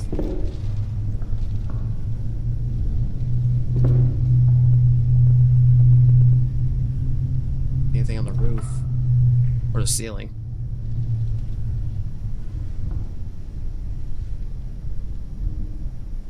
Alright, let's try it. What if I go backwards again? Good. Ah, oh, no? No? Okay.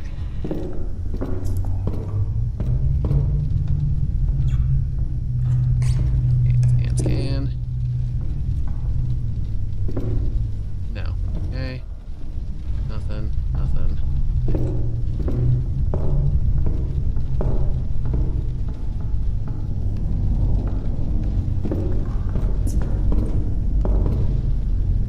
Ah, crap. She's here now, isn't she? I guess hurt her. Getting faster?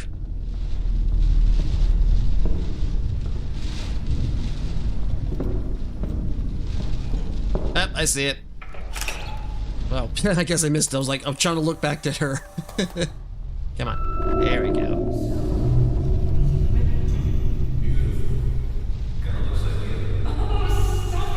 Oh, stop it, you.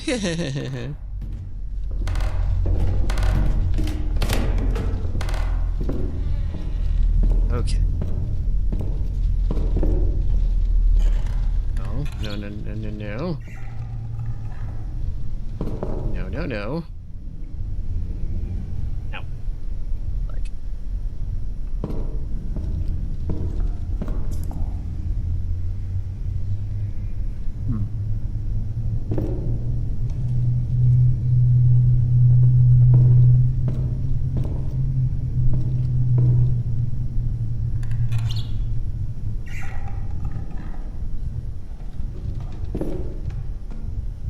You there yet?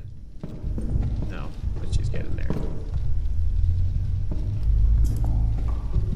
Yeah, I can hear her every time I turn around.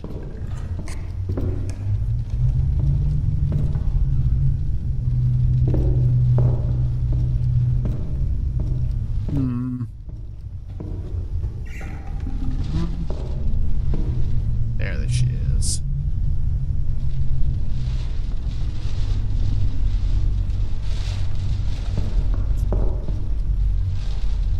Matt. Oh. I'm almost certain I'm missing something.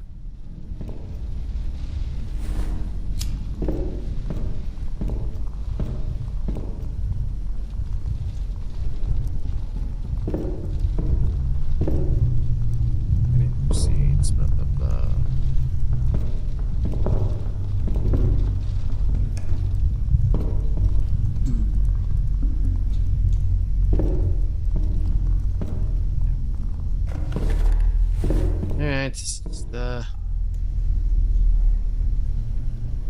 We have to go.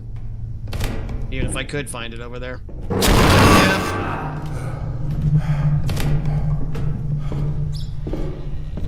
Okay, bet you. Oh, what the hell?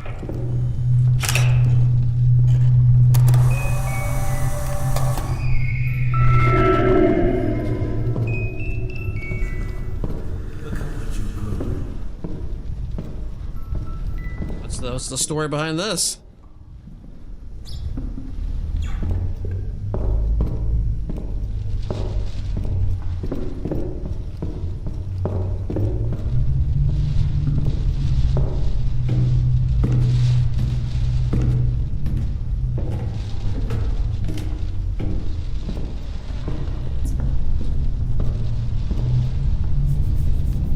Oh, I guess I should take this.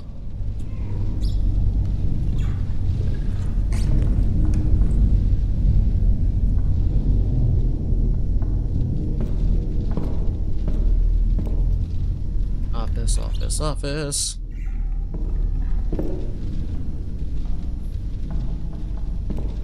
Ah. Nice. I already made back what I lost.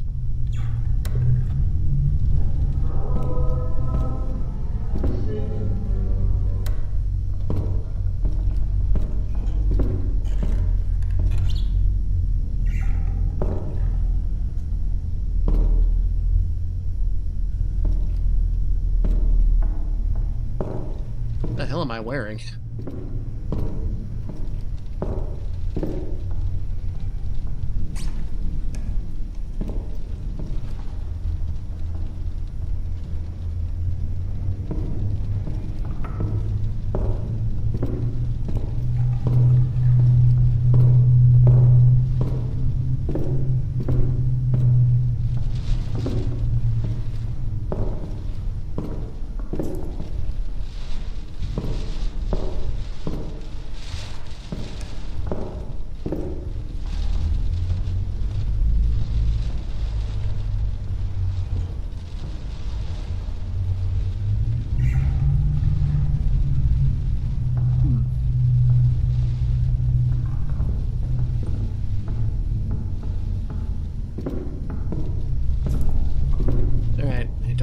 See anything here.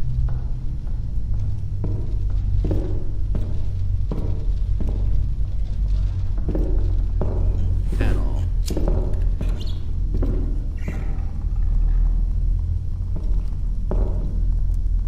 Even around here? I guess she stopped. Something else gonna chase me? Alright, whatever. No? Yes? No. Alright.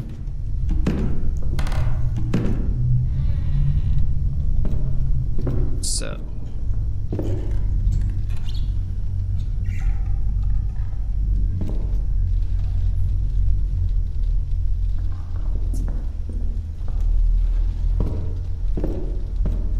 Okay.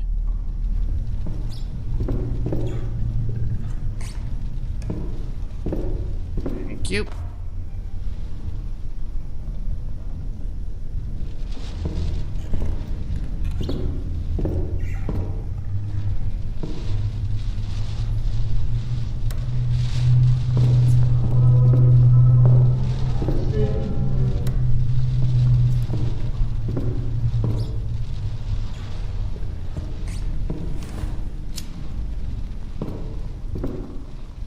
Gotta be something here, come on.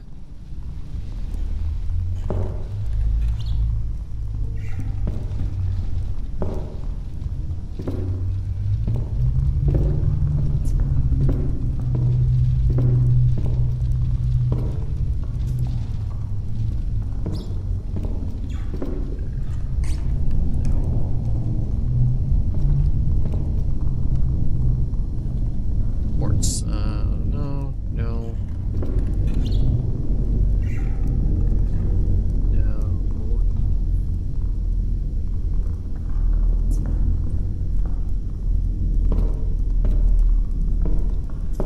Oh, wait. Typewriter.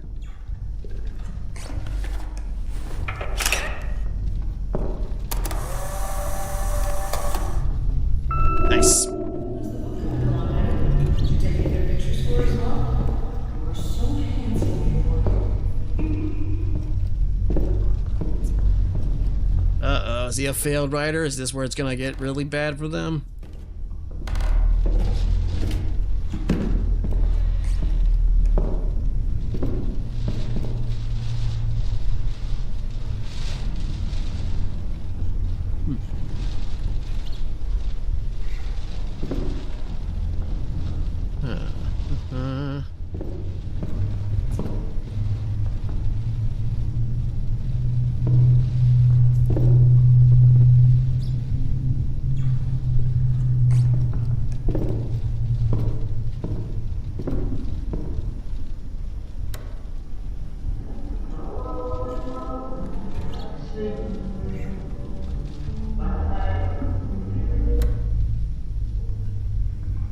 Look at all.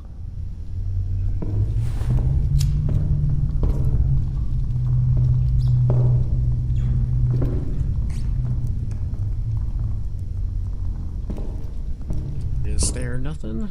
Nothing, nothing, nothing.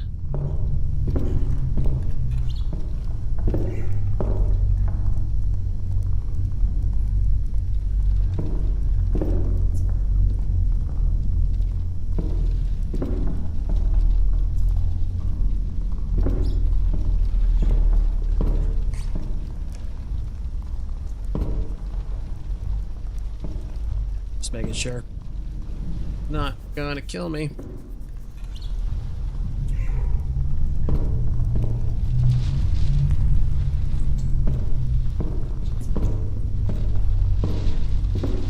Alright. I don't see anything.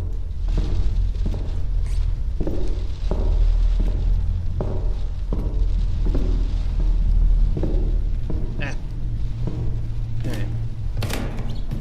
Nope. Yes? Oh, alright, cool.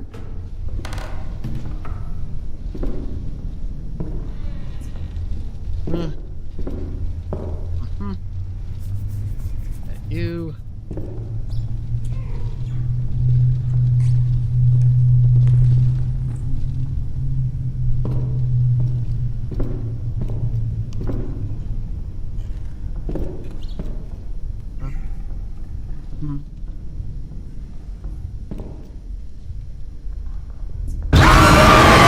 What the? Okay, I don't know where that came from, but I'm maybe here.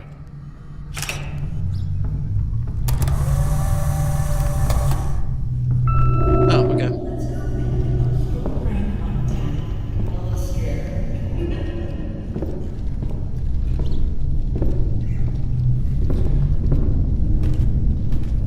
Weird to put that right behind me.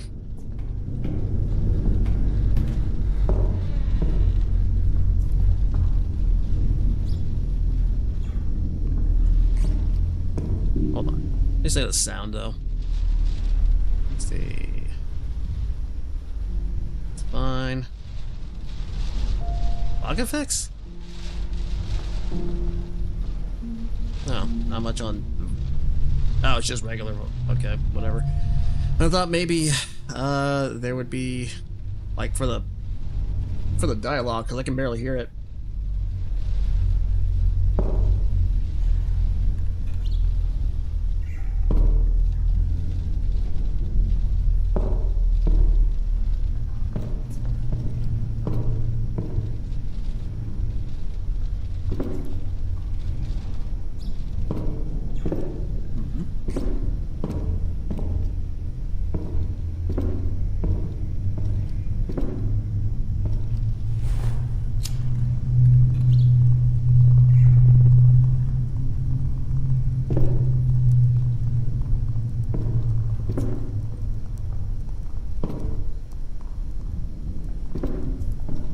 Just looking. No. No.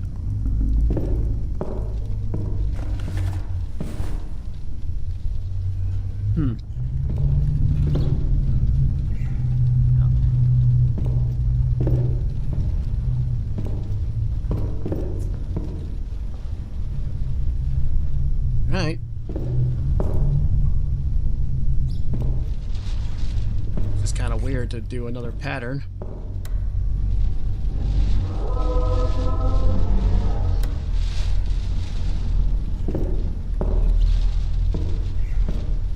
Scared, nothing. Or anomaly, nothing. But I'd probably missed something, but I just can't see what it is. Anything on the roof? No. Okay. How many floors am I on? Oh, no? Okay. Oh, saving. 40th. We're on the 40th floor. Thank you.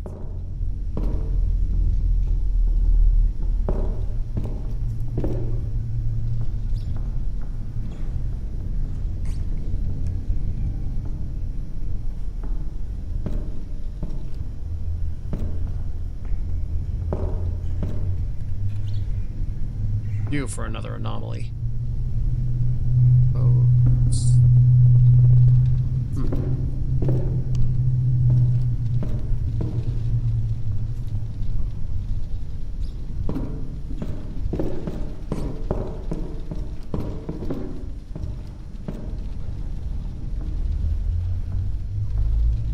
Making sure.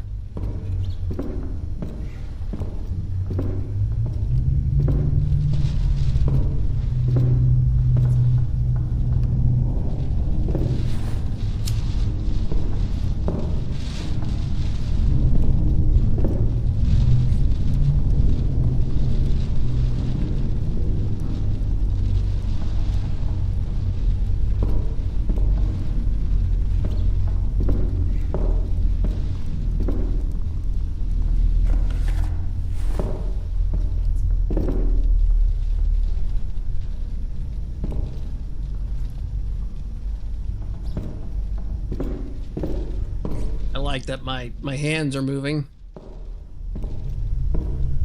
but I'm still holding a camera.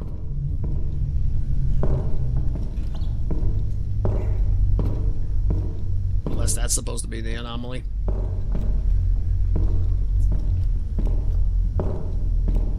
That would be stupid.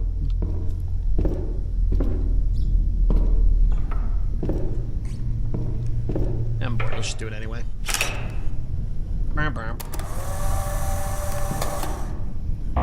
Yeah. Hey, never know.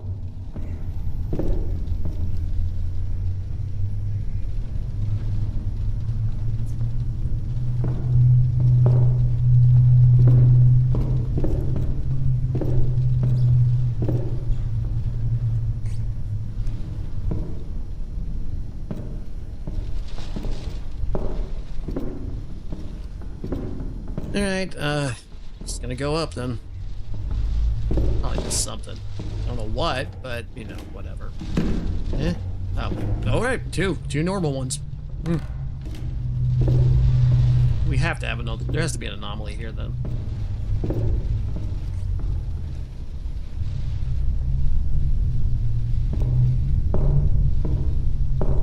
Hey, come on.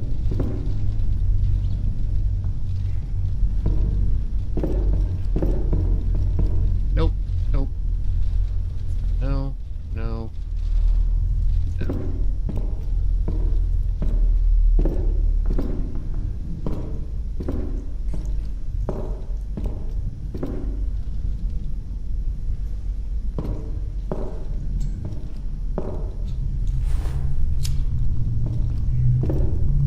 Nothing.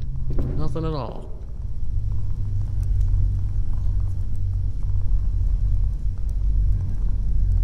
No.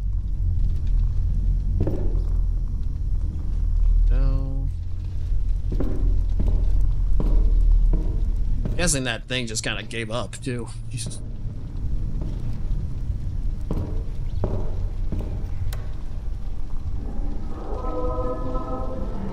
No, nothing there.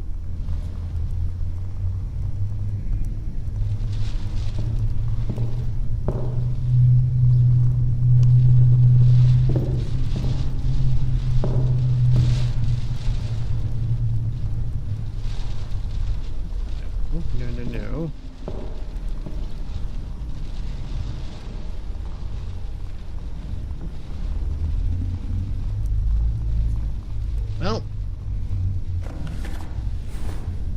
it is, it's really well hidden. Let's go.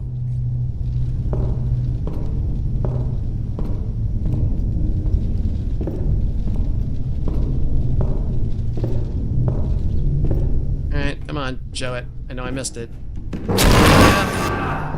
Bastard. I wonder what it was.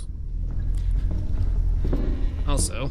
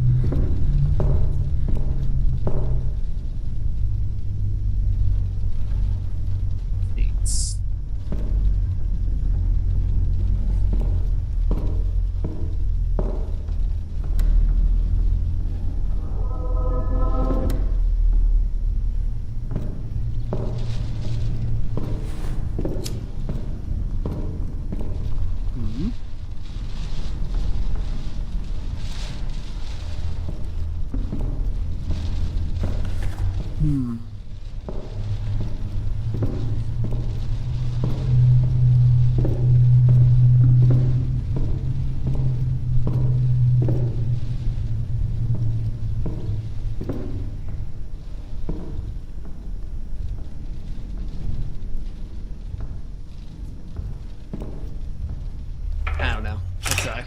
I doubt it, but worth a shot. I think it was it. Yeah, I figured.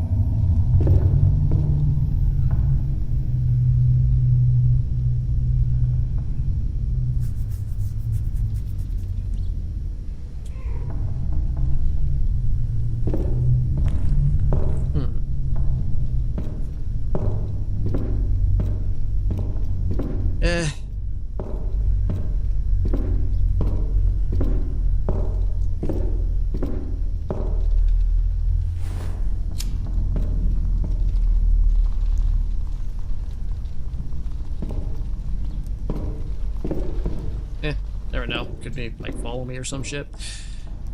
Let's just go backwards. Oh. So it was correct. Okay.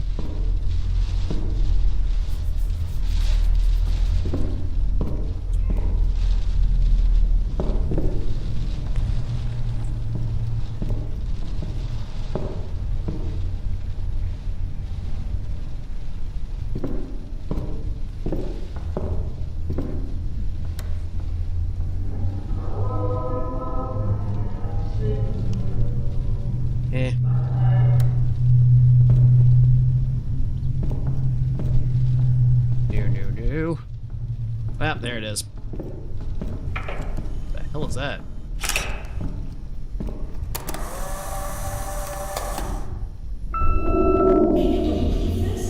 Our son is already almost a big man.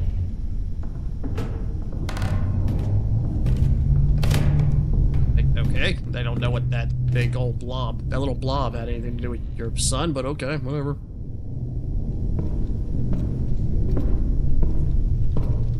He's a big man. Big man.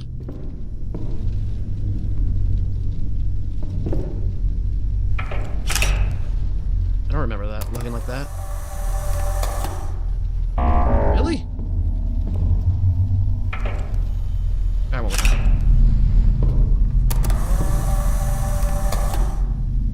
it. There we go. See?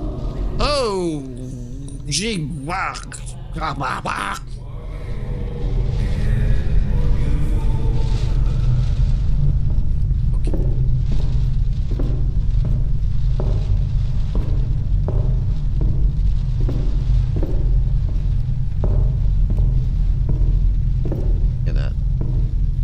Following me, are you?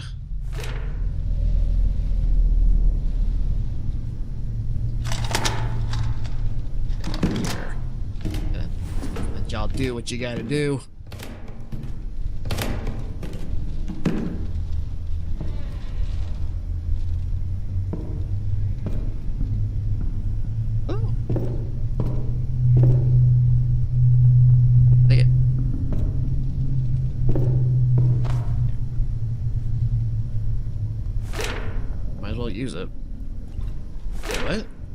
Last picture keeps the memories, but cost a photo.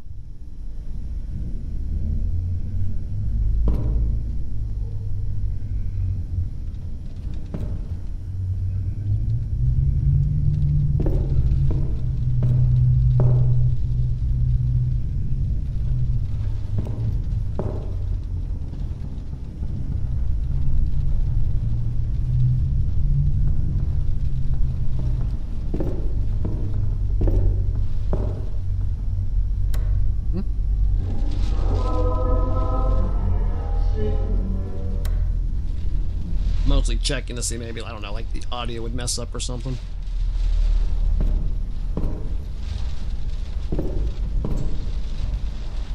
But you never know.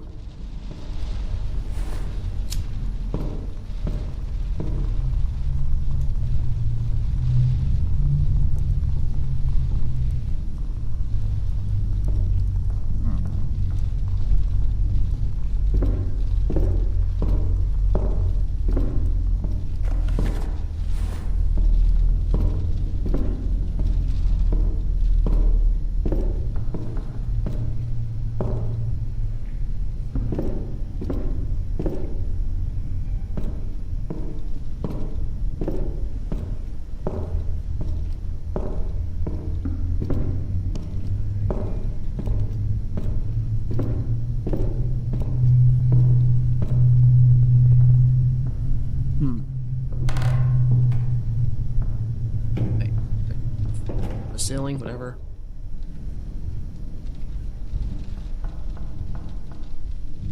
Don't see anything. Alright, did I get it wrong? Oh, no, yes. Oh. Usually that little, the middle part's where he starts popping up, or he pops up.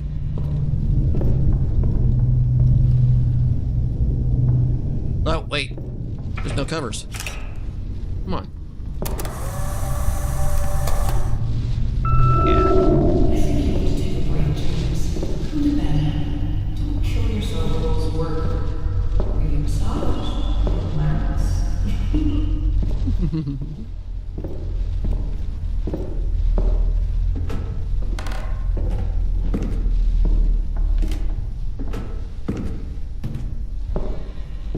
Okay.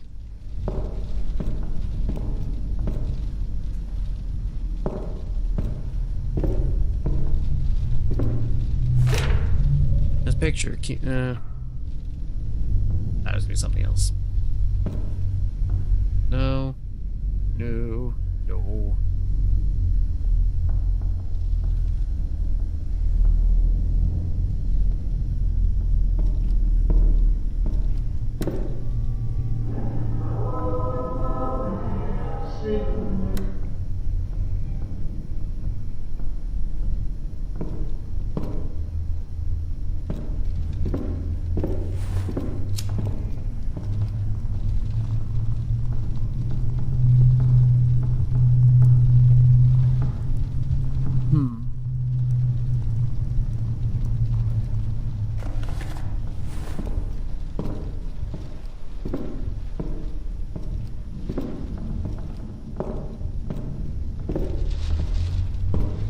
See anything.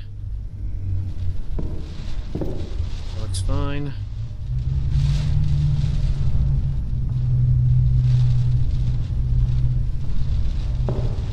Ew.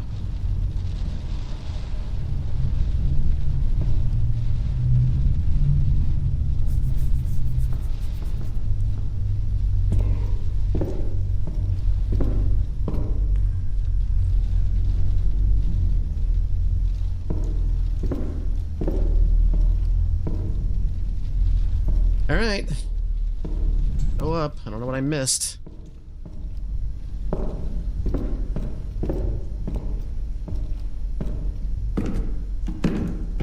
Nope. That's up. What the fuck did I miss? Yeah, whatever.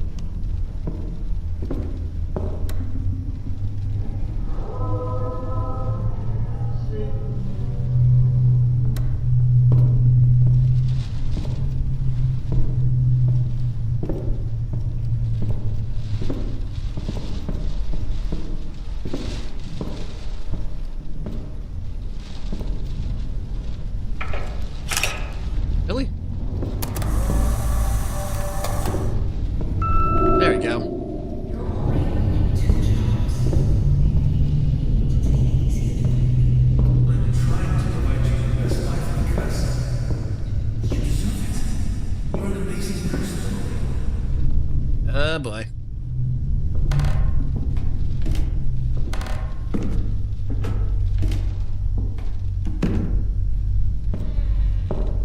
Just waiting for this to all go south for them. It's gonna happen. Like, did he kill her or something? Maybe. That was such a drag.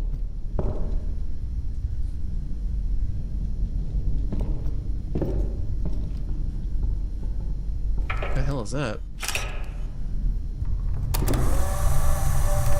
Yeah, I figured. I was like, what the hell are these?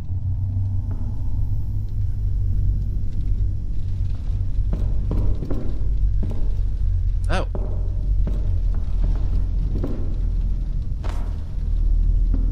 That'll work.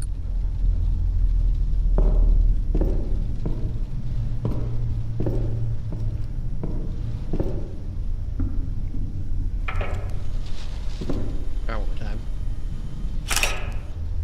And never know. Nope. Yeah, fine.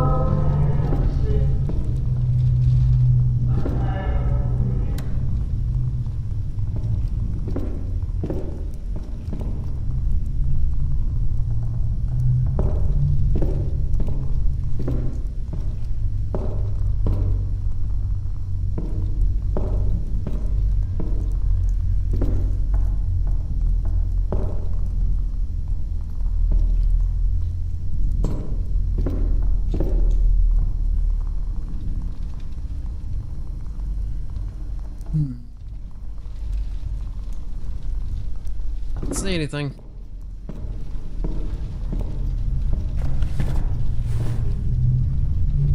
Oh, no, that's just this stupid thing.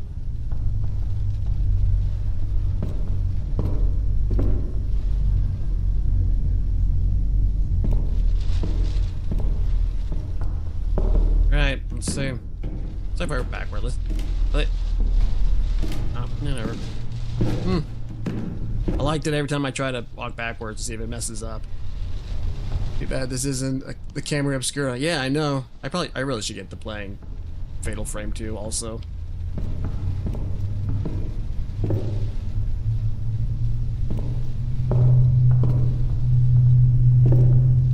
Oh.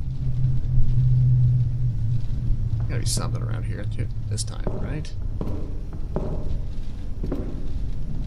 Oh, okay, so that just looks like that. Okay, for no reason.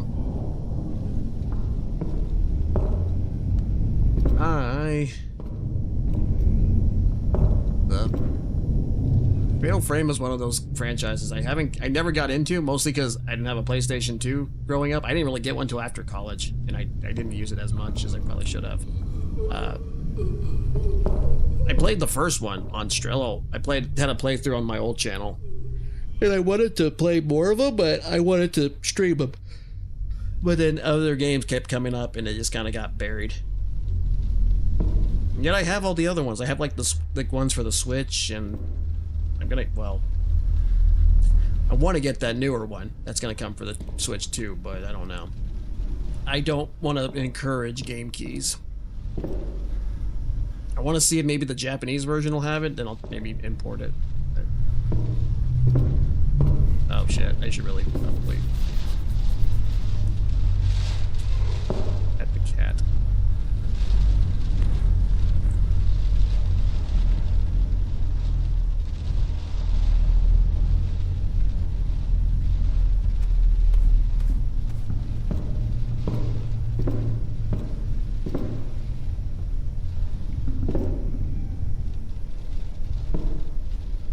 Board's office. Can I do again? Yes, I can.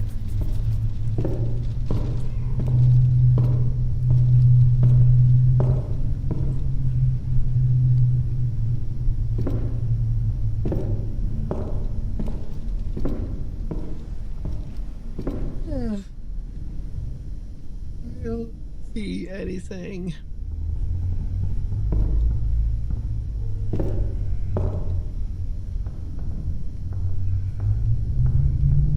At all.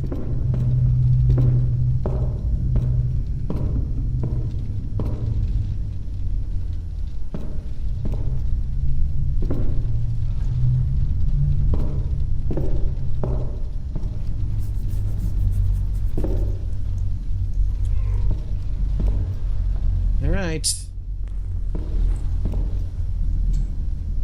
Again, I don't see anything here.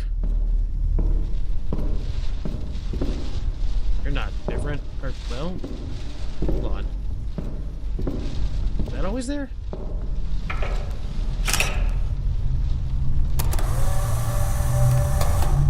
Yeah, okay. And worth a shot. Never saw that before.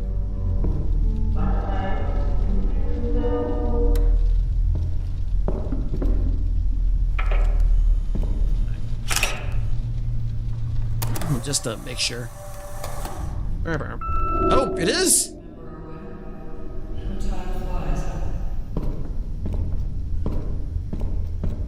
Alright, I guess I was right.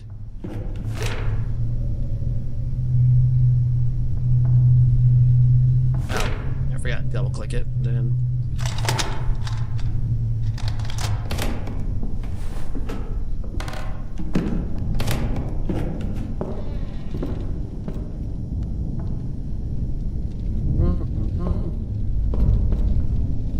You again.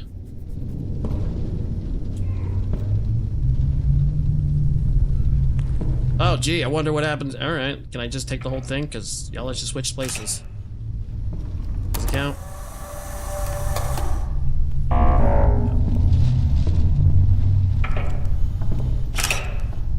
Come on. There you go.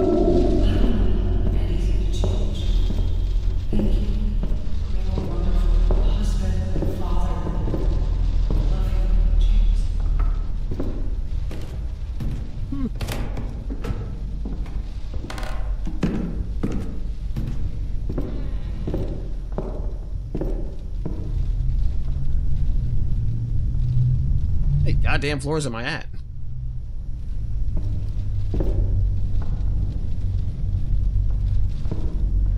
My achievement hasn't gone off, so I'm guessing not a... I don't know. I have no idea.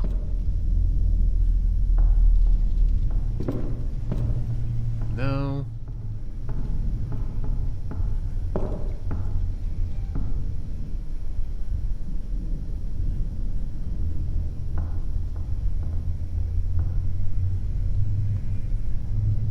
No.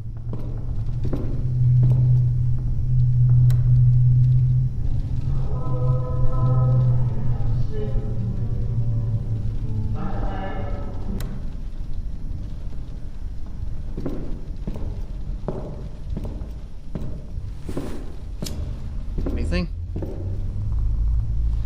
Not like ripped apart or anything?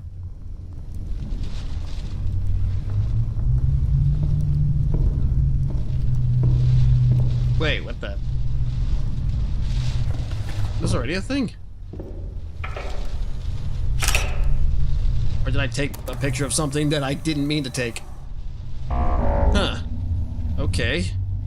I guess that it was always there. What the hell did I take a picture of?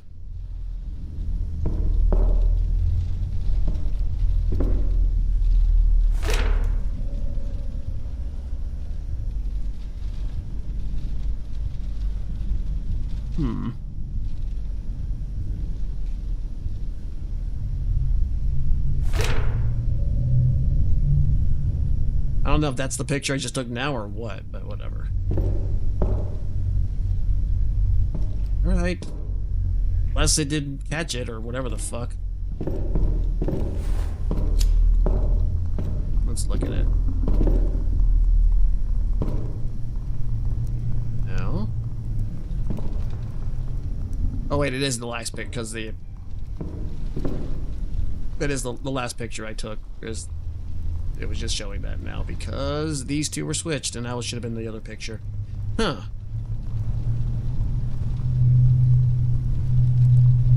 But I still wonder what the hell what picture I took.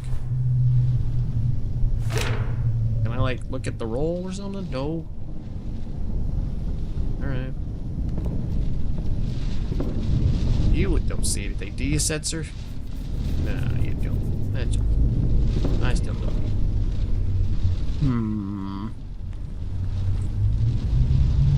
Alright, let's do this. I think that is everything.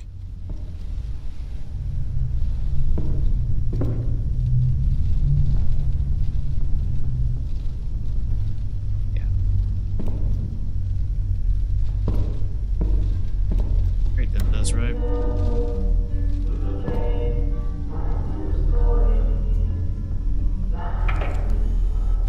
I don't know. F, alright. Alright. I don't see anything.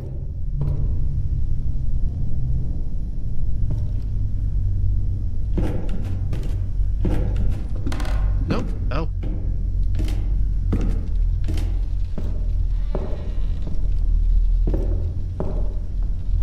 Okay. Okay. You look alright.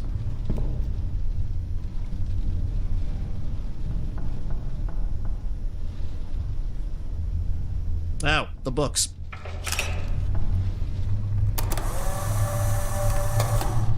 Really? Yeah, there's books, come on.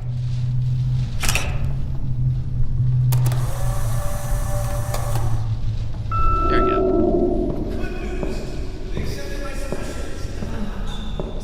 Only nights you spend here, walking in your bug, taking all those photos that will finally pay off. I can't wait until the big day. Me and you, James, we're gonna get old together. We're gonna take care of each other. Oh.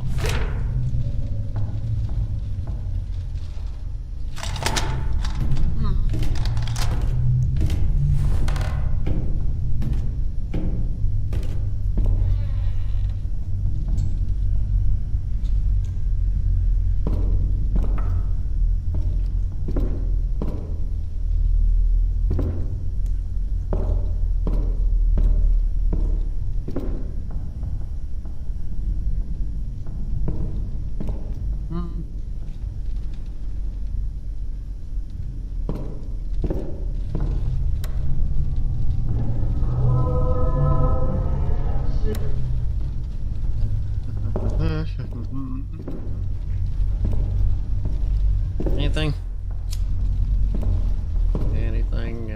Anything?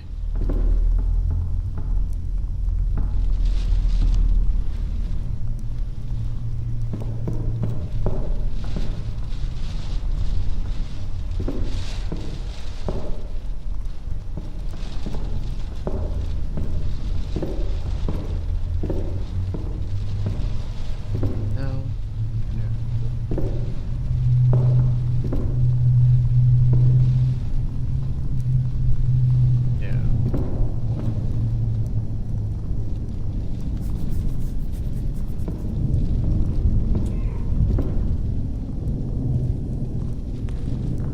I see nothing.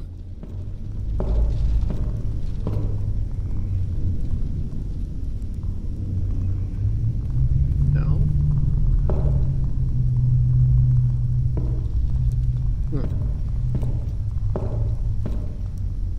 Nothing that sticks out.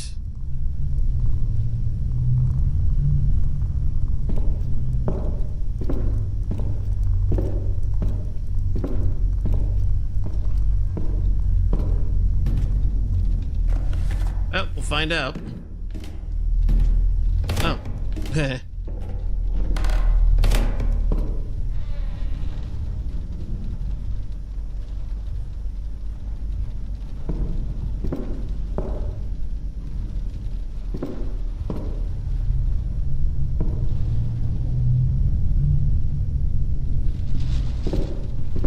like how that thing just gave up on trying to chase me. What happened?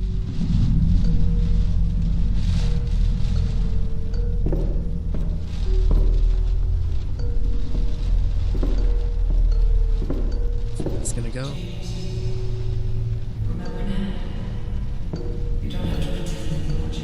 Emily? Wait, what happened? I don't...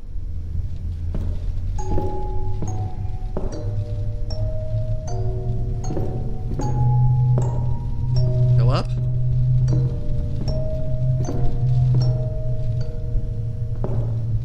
Guess I don't have a choice.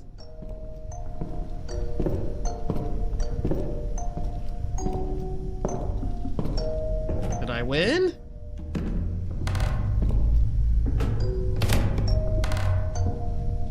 James! What's going on? Wait, what happened? Something is wrong!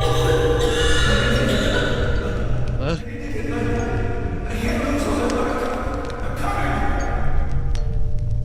Oh, you, it was a fire and you went in here and you tried to, I don't know, you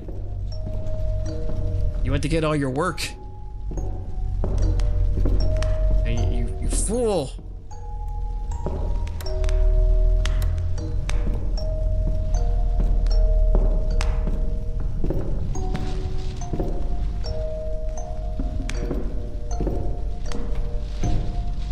And more spooky?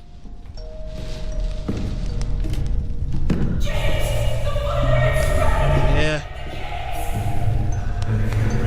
Oh, hey, too soon.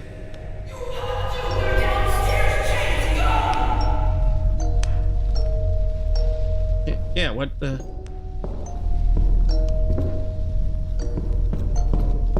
Oh, was it, can I go downstairs? Can I change time? I'm gonna pet you anyway.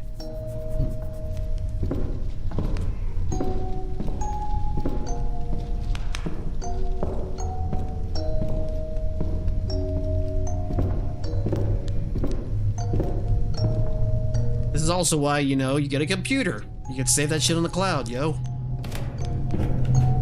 At least your Word documents, come on.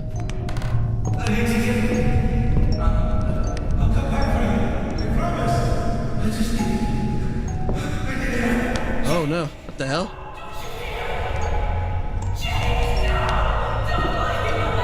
What the f... Told myself I'd go back. I thought I'd have time. No, you don't have time. Jesus, what the hell? You got your crappy manuscripts for this? Or you got your manuscript, but you didn't get your fucking kids or your family? God damn.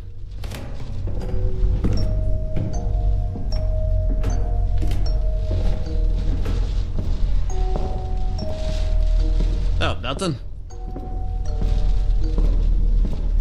A terrible tragedy as a home was caught on fire the night of September 18th at New Pine Street, claiming the lives of innocent family. The blaze consumed the residence, leaving only one survivor, the husband, who escaped after jumping from the attic window. Like a bitch. Hospitalized in critical condition with severe third-degree burns. Witnesses described him as disoriented and mumbling when found by first responders. Tragically, the remains of the family were discovered inside. Investigators revealed the victims were so badly burned, their skin had fused and melted together. They were found embracing one another in what is believed to have been their final moments. This heartbreaking loss has left the community in shock. The cause of the fire is still under investigation, and authorities have not ruled out the possibility of arson. Our thoughts are with those grieving this unimaginable loss. A terrible tragedy as a home was caught on fire the night of September 18th at New Pine Street, claiming the lives of innocent family. The blaze consumed the residence, leaving only one survivor. That's what the freaking little blob thingy was. It was the charred remains of his family. Holy crap. Okay. Wow. Also, yeah, here. September 18th. Huh. Oh, that's that. And the charred up little thing that's been chasing me, or that's been like getting in my face.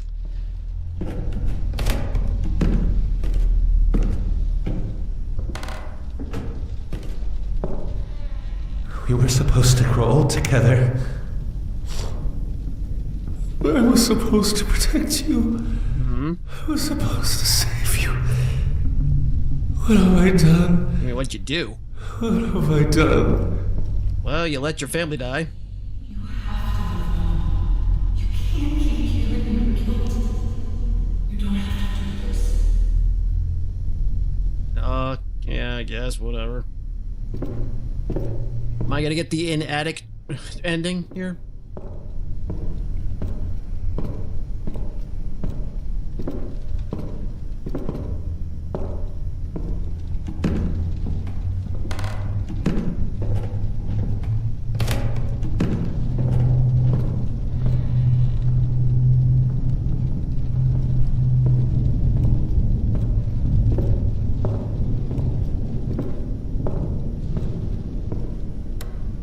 Dad was such a drag.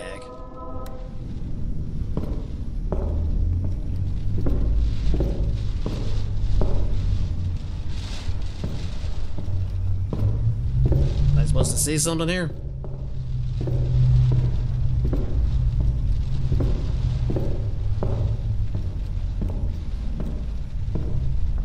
Help me with my sanity, buddy.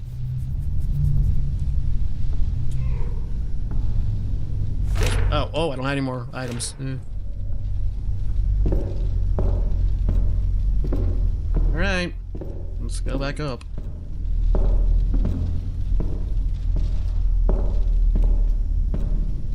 Can I just go down? Alright. Alright.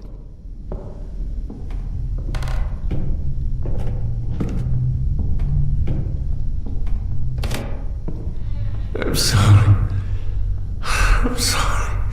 You trusted me, and I failed you. I'm still here, and you're gone. I'm so sorry. I keep seeing them. I'm sorry. I can't anymore. I just can't.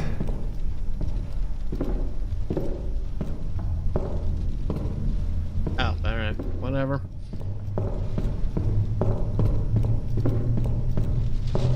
You know, you got a cat right there. I don't know. You just take care of that. You know, what are you gonna do? What are you gonna do when you're gone? The guy's not gonna know what to do.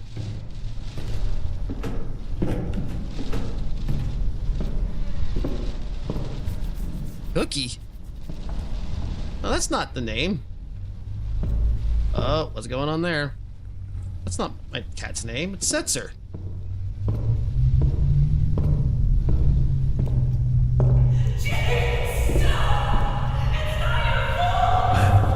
Coming home.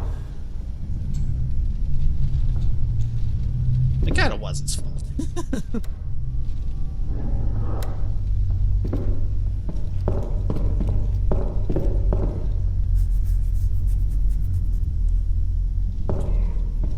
Oh, you can't just, like, not do it? You're not gonna give me a choice here?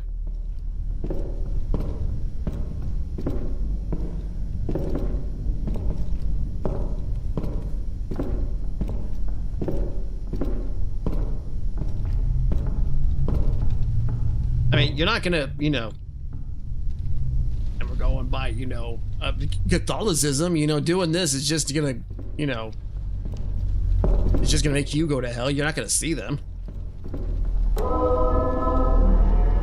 No. I can't not do this? What about Cookie? Could you change it, I guess? I don't know. Fine, whatever. I guess we're getting the Kurt Cobain ending.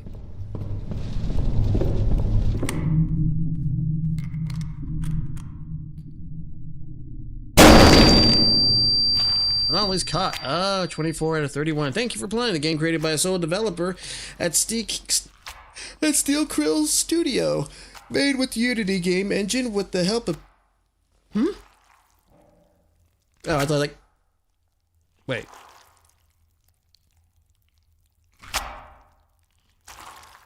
Oh, is he like all... Is his blood like squirting out or something? Oh, okay, well, made by one developer, huh?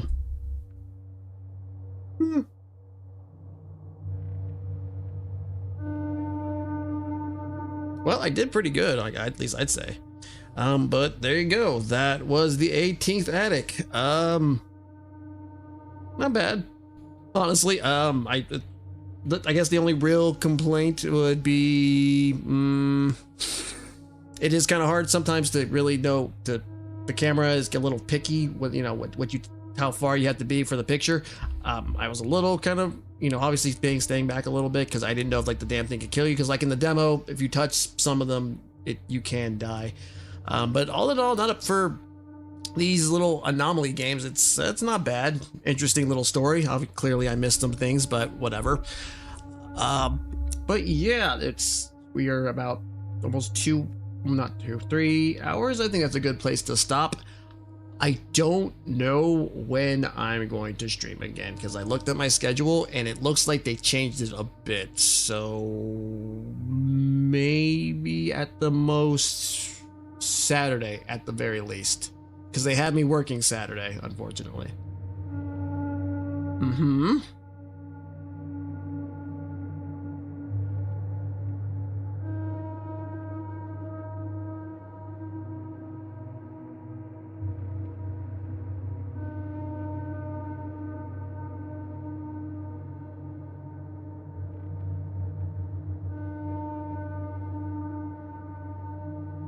You plan on continue react? You know what? I think we could. But I don't see why not. We can probably, because I need to probably read more of them anyways. So yeah, I guess we can do the second one after the HDR at the hard to destroy reptile. We can watch that one. I'm pretty sure we can squeeze it in. I mean, I really don't. I think like the next game would probably be after this is Quarantine. So yeah. So yeah, that sounds like a plan. I'll try to, if things change up, and I hope, maybe they'll look at the schedule and they'll change it back, because sometimes they do that. But at the very least, Saturday, I'll be streaming again. Hopefully. Actually, no, most likely it will be Saturday night. I'll stream, because I unfortunately have to work Saturday. But yeah, as always, thank you, Cap and Torch, for hanging out. I do appreciate it, and anybody else who may have stopped by. But, as I always say, I've been Joe. I thank you very much for watching, and I will see you next time. Have a great night.